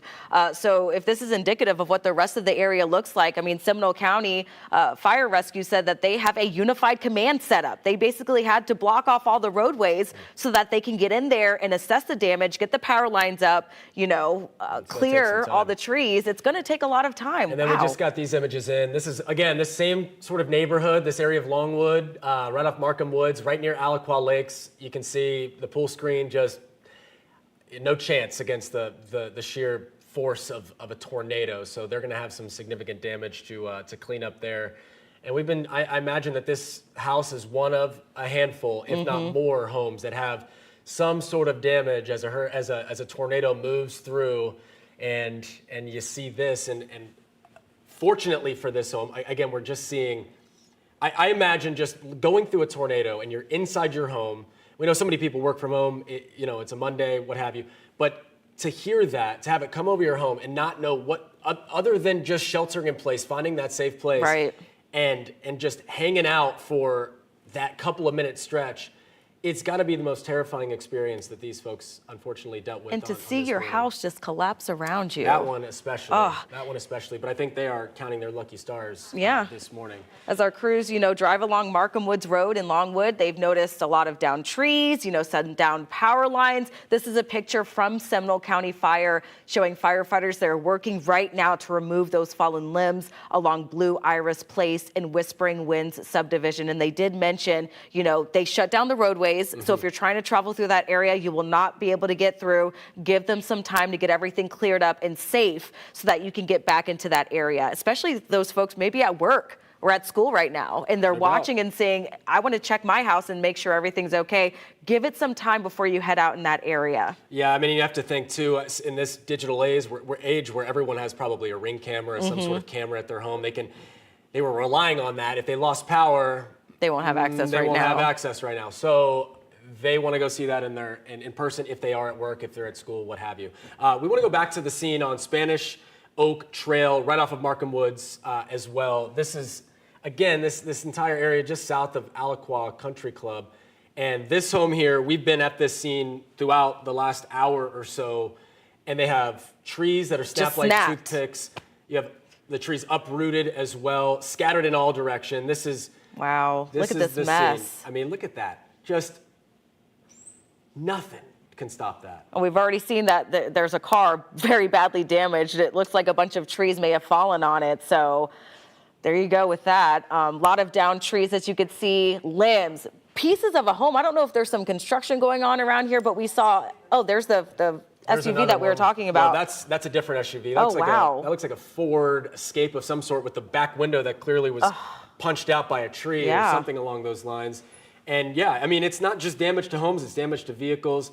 It's a really tough situation, and this entire pocket of Markham Woods Road and the Longwood Lake Mary area certainly took a beating this morning, and they're out assessing the damage, and hopefully there are no injuries, hopefully there are no other casualties, but at the same time you have people's property clearly on the phone right now, checking in with loved ones or calling insurance as well. That's another piece of this. You do so much prep work for a hurricane, you don't necessarily do a ton of prep work for this quick storm. For a storm that fires up, right? And in its isolated chance. And I mean, let's be honest here. We're all human. We're going to say to ourselves, it's isolated. Not a big deal, It's right? not going to happen to me But until it it does, right? And unfortunately, you have trees down on these homes here. And notice the property. And so many properties, if you drive Markham Woods Road, it's a beautiful stretch. They're on big couple lots. acres, maybe an acre or two, big lots, pretty established homes, bigger homes.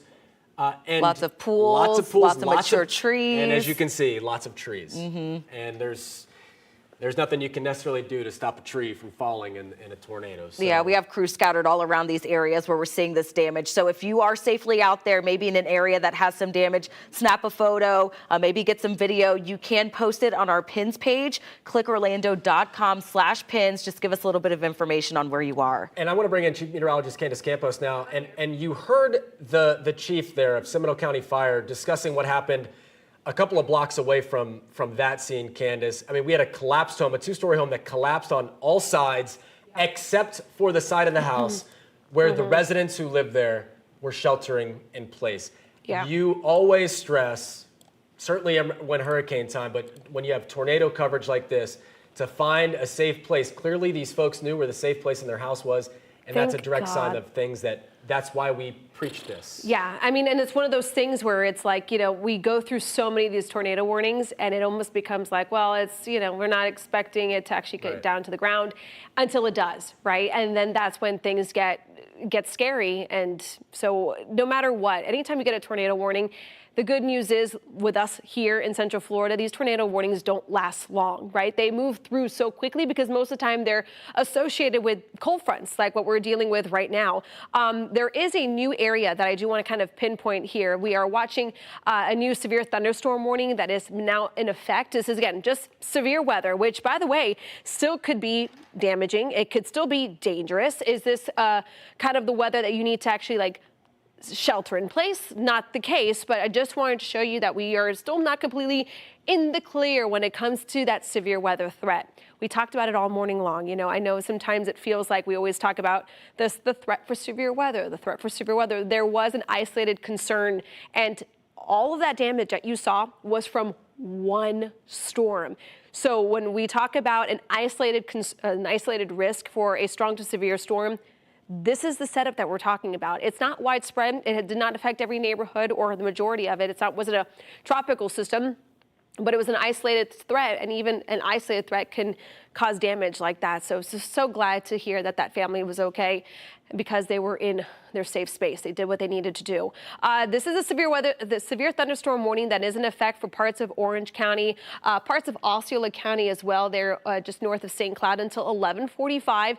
This is not one that we're going to stay live, pinpointing it, but as of right now, it's mostly due to the strong winds associated with this one cell from Kissimmee out through Narcoossee. As far as south of St. Cloud right now, kind of within that polygon up through Flamingo as well. And then this is all going to continue to kind of track more east and south over the next couple of minutes. So that's something that we're going to be watching, kind of widening out the view. We are also dealing with a couple scattered showers that are now moving into areas of Brevard County. Brevard, you're just saying, well, what's all this coverage going on? You guys haven't seen anything just yet, but you will. You will see some of that rain that right now is moving into areas of Osceola County. All the severe mess here is going to slowly track towards the east, so it will be impacting Brevard County in the next hour or two. So, of course, don't let your guard down just yet because that is certainly going to be a concern. We're also watching some more heavy rain falling through areas of Bithlo, up through Southmere, Shiloh as well, areas of southern Volusia County, northern Brevard County, seeing some of that heavy rain as well. Not a lot of lightning right now embedded within some of these heavier batches of rain. So again, it looks like the majority of the areas that dealt with all the rain and the storms and the confirmed tornado throughout Seminole County, parts of Volusia County, we had that big concern as well. But now it's kind of the tail end of it. This is a cold front. This is going to clear out pretty quickly. We're going to start to see that breeze pick up. Now, with that being said, we do have a wind advisory that is still in effect. So if you're walking around the neighborhood, you're trying to assess the damage, just do be aware that we are still clocking winds of 35 to 45 miles per hour. Those are gusting at times, so making sure that you are keeping tabs on what's around you, because now we have a lot of debris on the ground in some of these areas in Seminole County that it doesn't take much to get kind of picked up and tossed around along that strong breeze. So again, severe weather, not the biggest concern right now in Seminole County, but it's the cleanup tied in with those gusty winds that I do want to, of course, keep a very close eye on as well. And so again, this is the one severe thunderstorm warning that is still in effect until 11:45. Let me kind of just show you what's actually going on. Let me kind of dissect this cell just a little bit for you guys there in Osceola County. When it comes to rotation, I'm not seeing much of it. I am seeing, though, some strong winds embedded within some of this. So the shear is not even there. So normally what happens with shear is that's what helps rotation go from the sky down to the ground. We're not seeing any of that. We're not seeing rotation. We're not seeing a lot of shear. But what we are certainly seeing is some of the pea-sized hail. So we're seeing some hail and gusty winds kind of embedded within it, which is what's sparking a severe thunderstorm warning and not, let's say, a tornado warning. So areas of Narcoossee, just north there in St. Cloud, looking at kind of pea-sized hail, kind of on the tail end of that warning, just south of Campbell, seeing some pea-sized hail.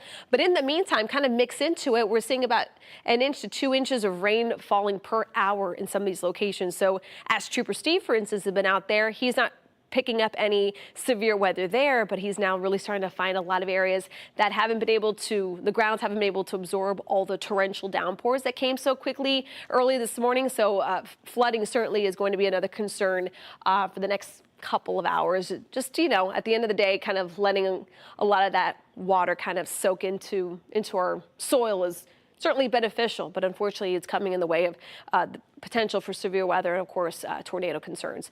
But one more time, just kind of widening out this view here, and then I'm going to switch over to our future cast and show you what we can expect for the rest of the week. But this is kind of what the radar looks like as of right now. Certainly has died down, looks a little calmer than where we were about 2 hours ago. But of course, we're going to continue to watch that one cell as it continues to move over the area. Let me just show you real quick.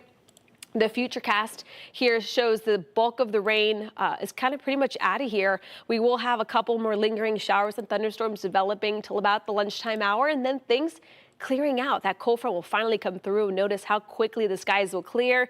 But again, we do have that wind advisory that is still in effect until 7 o'clock this evening, as those wind gusts could continue to clock up to about 35 miles per hour, guys. All right. Well, we do have some good news here, Justin, for those that may have lost power during these storms. Duke Energy doing a really good job of getting that power back up and running. We saw almost 1,000 of people reported power outages, and now it looks like it's just that west of I-4, about 300 in that area of Markham Woods Road where we saw that, the down trees, the house that collapsed. So as far as just east of I-4 in the Longwood, Lake Mary area, you're looking pretty good. It looks like they have restored power. It's interesting as we looked at sort of the trajectory of this tornado and where it was heading and really looking at it after the fact. Mm-hmm. We were noticing that there were more power outages on that side of I-4, and It makes a lot of sense. That's where the trees are. That's where the homes are, majority of homes. You get to the commercial space, not as many of those older trees that kind of snap.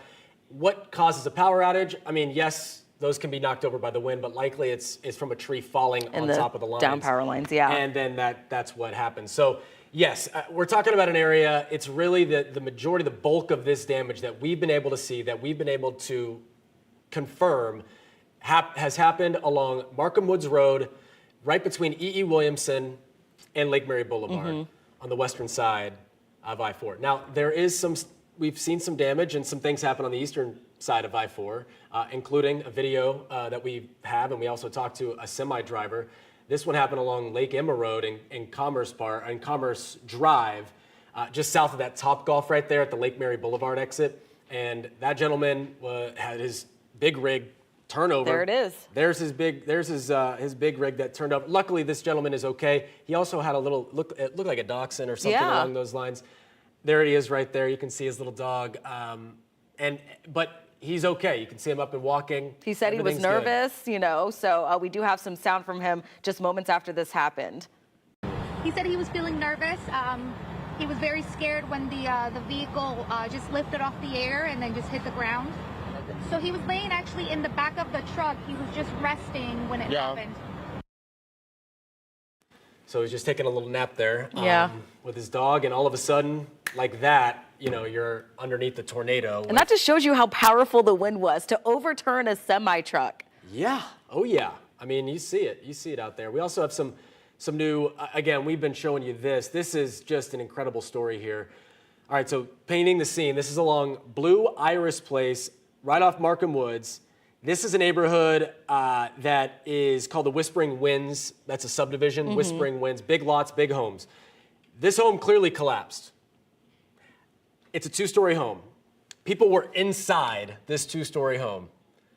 They sheltered in place when they got the alert on their phone. They said, we have to into a corner, and you can see the piece of the home that did not collapse, and that's where they went. That's where they sheltered, and they are okay. They're going to be staying with neighbors. Clearly, the home, it needs to be knocked down. Likely, needs a fresh start, but everyone's okay, and that's the most important part, right? And that's incredible, because any other spot of that house, we're not talking about that. And they were in the right place.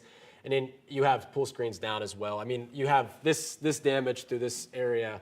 Unfortunately, looks like this is just.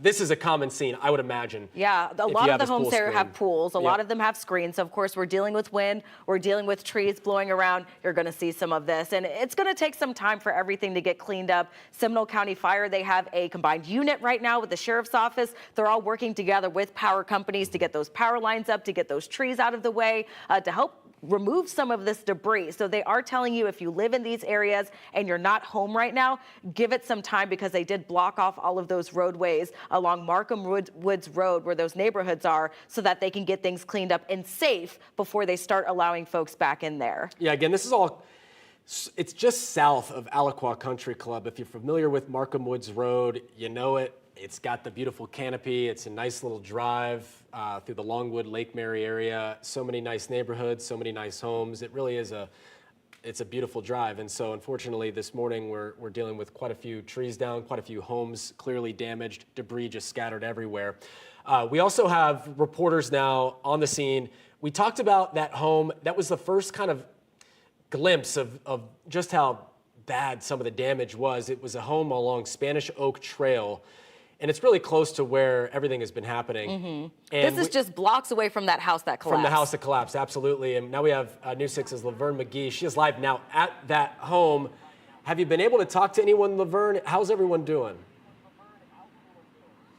I have, and I'm sure they're happy to know that everybody is safe.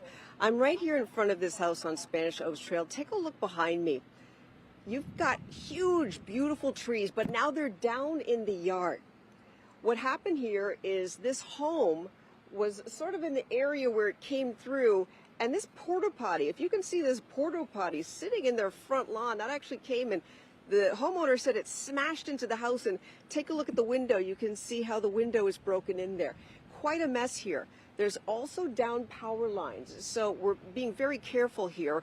But the power company, Duke Energy, is here. Kai, if you can show off to the distance there, they are trying to get the power under control here with these down lines. Of course, they turned off power to the home, but you can see they're working out here trying to get that power fixed, because, of course, that is the most concerning thing. If you're out here, be careful. There are lines down. I've actually been all along Markham Roads where you all have been talking about, and I've seen that home that was damaged, that neighborhood too, down that street. This home is about maybe a minute from that area, Whispering Winds, where that house had serious damage there. But this house also, like so many of the houses on this street, trees down, snapped. Can you see that? Just snapped. And sitting here on their lawn, it's going to take quite a while to clean this up. Of course, they're going to have to get heavy equipment in here to remove all of this. But luckily, no injuries. Everybody is safe that we know of. And we are once again on the scene trying to assess everything and be safe at the same time. Traffic is still backed up, of course. There's fire rescue who are on that street trying to get to anybody down there who may need help. Like I said, we don't have any reports of any serious injuries or anything significant, but of course this is concerning, and we're going to continue to survey this damage and bring you any updates as we get them. Reporting live, Laverne McGee, Getting Results, News 6. Back to you. All right, Laverne, thank you. I'm curious how that porta potty ended up in their yard.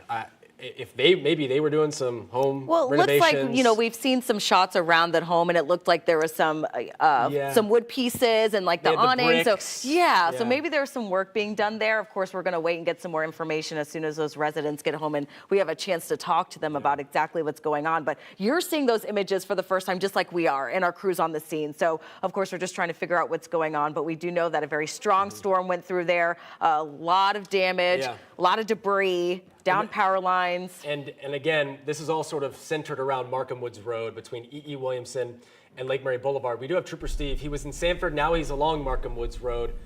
Steve? Did I lose you guys, or are we still there? Can you hear me? Yep, we can hear you. All right, perfect. Yeah, so right now we're live on Markham Woods Road right now at the moment, and I wanted to take you for a drive through this area because of just how dense it currently is, north and southbound along Markham Woods Road. Extremely backed up right now because of the mass response, and we're going to drive out and show you exactly what this consolidated response looks like. So this is southbound along Markham, and it kind of looks normal, but like Justin said, the second you get past E.E. Williamson and you start to approach this area, you are going to see such a large response of not only crews but first responders out here with heavy equipment, stuff we normally don't see for a response. So this is right now intersection of Sunwood Boulevard facing southbound on Markham Woods. There's not only a media staging area within here, but there are crews all along the roadway. Seminole County Fire Rescue has brought out their special response teams. You can see as more crews are passing me here, they continue to respond to this area. That's actually going to be some type of state response within that area that we're seeing. So this is, like crews have been saying, multi-jurisdictional. Ambulances continue to arrive in this area. Heavy equipment continue to arrive. So if you're not a first responder, if you do not live within this area, I'm going to request and probably instruct you that you do not drive on Markham Woods this morning, as traffic will be stop and go. They're getting ready to open up the lanes so you can see everything through this area. But we're talking 2 lanes. We've given you a good layout of what this kind of portion of town is. It is a large property, large home, large residential homes, 2 lanes, 1 north, 1 south. They're starting to put up some type of barrier tape out here to keep a lot of the crews back that are coming. There are civilian vehicles that are starting just to show up out here to take photos and things like that. Now, some people may say, well, you guys are out there. Well, there are staging areas specifically for the media so that people can see this from the safety of their home. Now, that fire crew that just showed up by the state of Florida appears to be from, looks like the state of Florida is also out here this morning. But you can see here crews both sides of the roadway. I'm going to turn on the side camera here so you could see the entrance to this neighborhood here once this fire medical rescue ambulance moves out the way. But you can see a lot of unmarked vehicles. This is a huge command element. I'm going to put the side camera on so you can see exactly what I'm talking about here. So this is the entrance to the neighborhood here, completely shut down. You've got crews from all over Seminole County that responded out here, multi-agency, so there are some Lake Mary units as well assisting.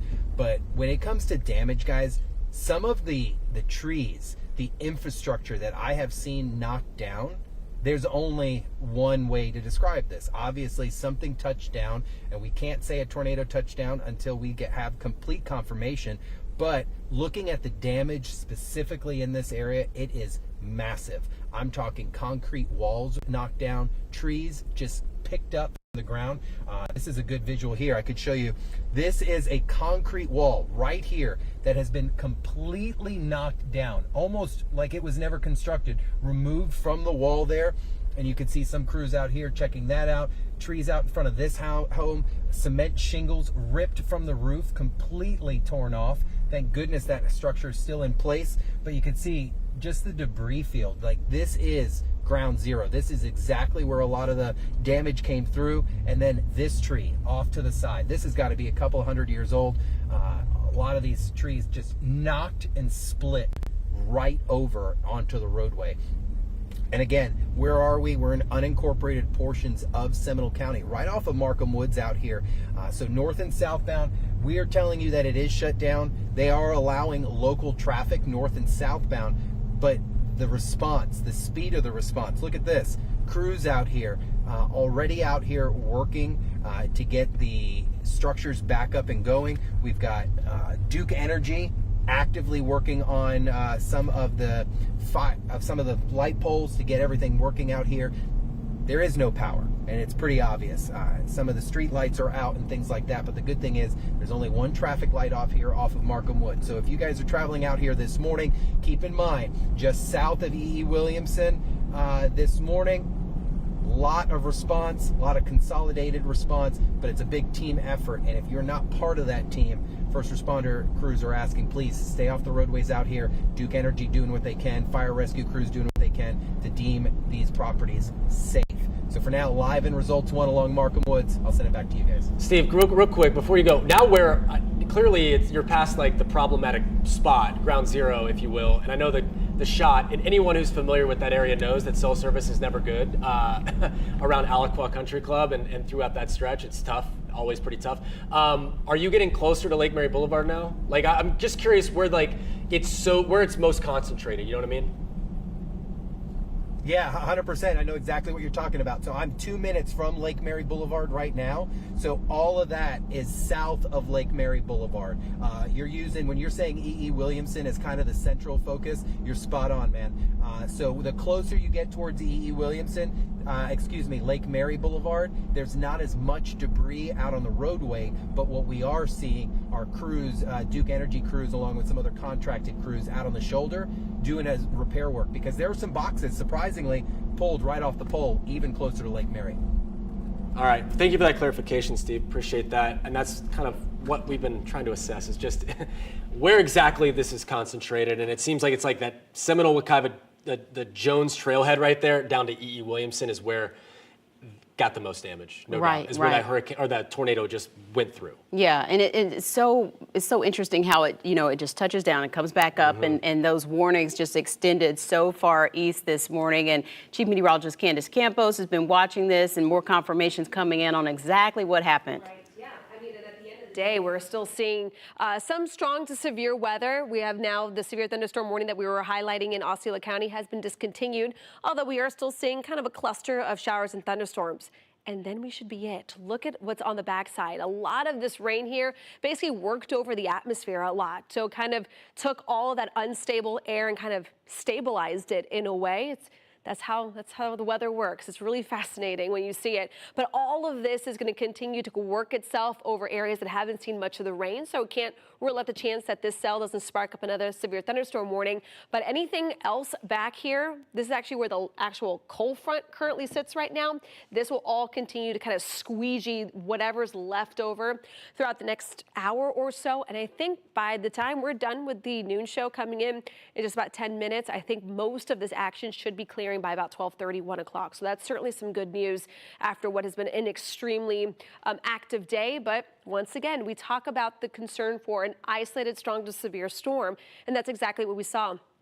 All that footage, the flooding, the trees, the house, the semi-truck, all of that came from one system. This wasn't an outbreak. This was just a tornado that was confirmed, by the way, crisscrossing Longwood over I-4, right around where we get a lot of those, the truck stop right there in Seminole County. It basically hopped over I-4 and then continued its path past Lake Emma up into the Lake Mary Boulevard zone. So it's very populated, very dense. A lot of people are there. So it impacted a lot of people. So of course, we're going to be watching for the potential of any of these scattered showers and thunderstorms to kind of turn severe. As of right now, it's just beneficial rain, albeit a lot of rain. Areas of Mims, Merritt Island, Bellwood, Port St. John, down through Canaveral Acres and Cocoa, seeing some of that heavy rain. Remember, the darker the shades, those reds, those oranges, indicating the heavier the rainfall rate is. And we have racked up a lot of rain. I've just actually been looking through some of our estimated radar rain totals, and just within that one batch that came through Seminole County, we racked up about 2 inches of rainfall, and as quickly that cell moved through. Narcoossee through Pine Grove, St. Cloud, we're now moving more into kind of the Osceola County area. Also seeing some of the heaviest of the rain, some pockets of purple there. Wouldn't be surprised if some of these little cells here have been able to produce a little bit of pea-sized hail, but as of now, when it comes to the wind, the rain, the lightning, the hail concern, the rotation, everything is still right below that severe weather threshold. But let's take a live look outside right now. Downtown Orlando Skycam, if you notice how quickly the clouds are shifting, we have a strong breeze in place, so that's going to be my next concern, guys, especially with our crews out there, that the winds are still gusting upwards about 35 to 45 miles per hour. We'll have more details on the wind advisory that's still in place and will be throughout the day coming up in just a little bit. All right, Candace, thank you so much. We're continuing to get some new information coming in, and Candace broke down sort of the trajectory, the path that this tornado took. And I know that it was probably seen from different vantage points in different cities, but the majority of the damage that we've been able to see is sort of centered in that Longwood, Lake Mary area, Markham Woods Road, hopping over I-4, and then getting on the east side of I-4 as well, where we saw that truck overturned was another incident that we saw. So. Yeah, and then those warnings just extending even farther out east, inching into Oviedo, and then of course Volusia County getting involved in this morning. So we're not out of the woods yet as far as just all the rainfall totals we're picking up, and so it's been an interesting start to the week so far. It sure has, and I know we have Catherine Silver joins us live. She is on the east side of I-4 along Skyline Drive. I mean, it's just right next to I-4. Kat, what have you seen there? Yeah, exactly. There's a pocket of businesses here that are right parallel to the interstate, right next to Fox 35's TV station. If you're familiar with that area, you've probably driven by on I-4 many times. So this is one of those plazas where we have several businesses in this sort of industrial area. And right here, you can see behind me, one of their RV trailers just flipped onto its side. I spoke with an employee who works here at Aspire Communications. She told me that they were inside working this morning. This is a trailer that they use when their crew goes on the road. They're involved with selling some fiber optic and installing that. So sometimes when they have crews working remotely, they stay in this RV.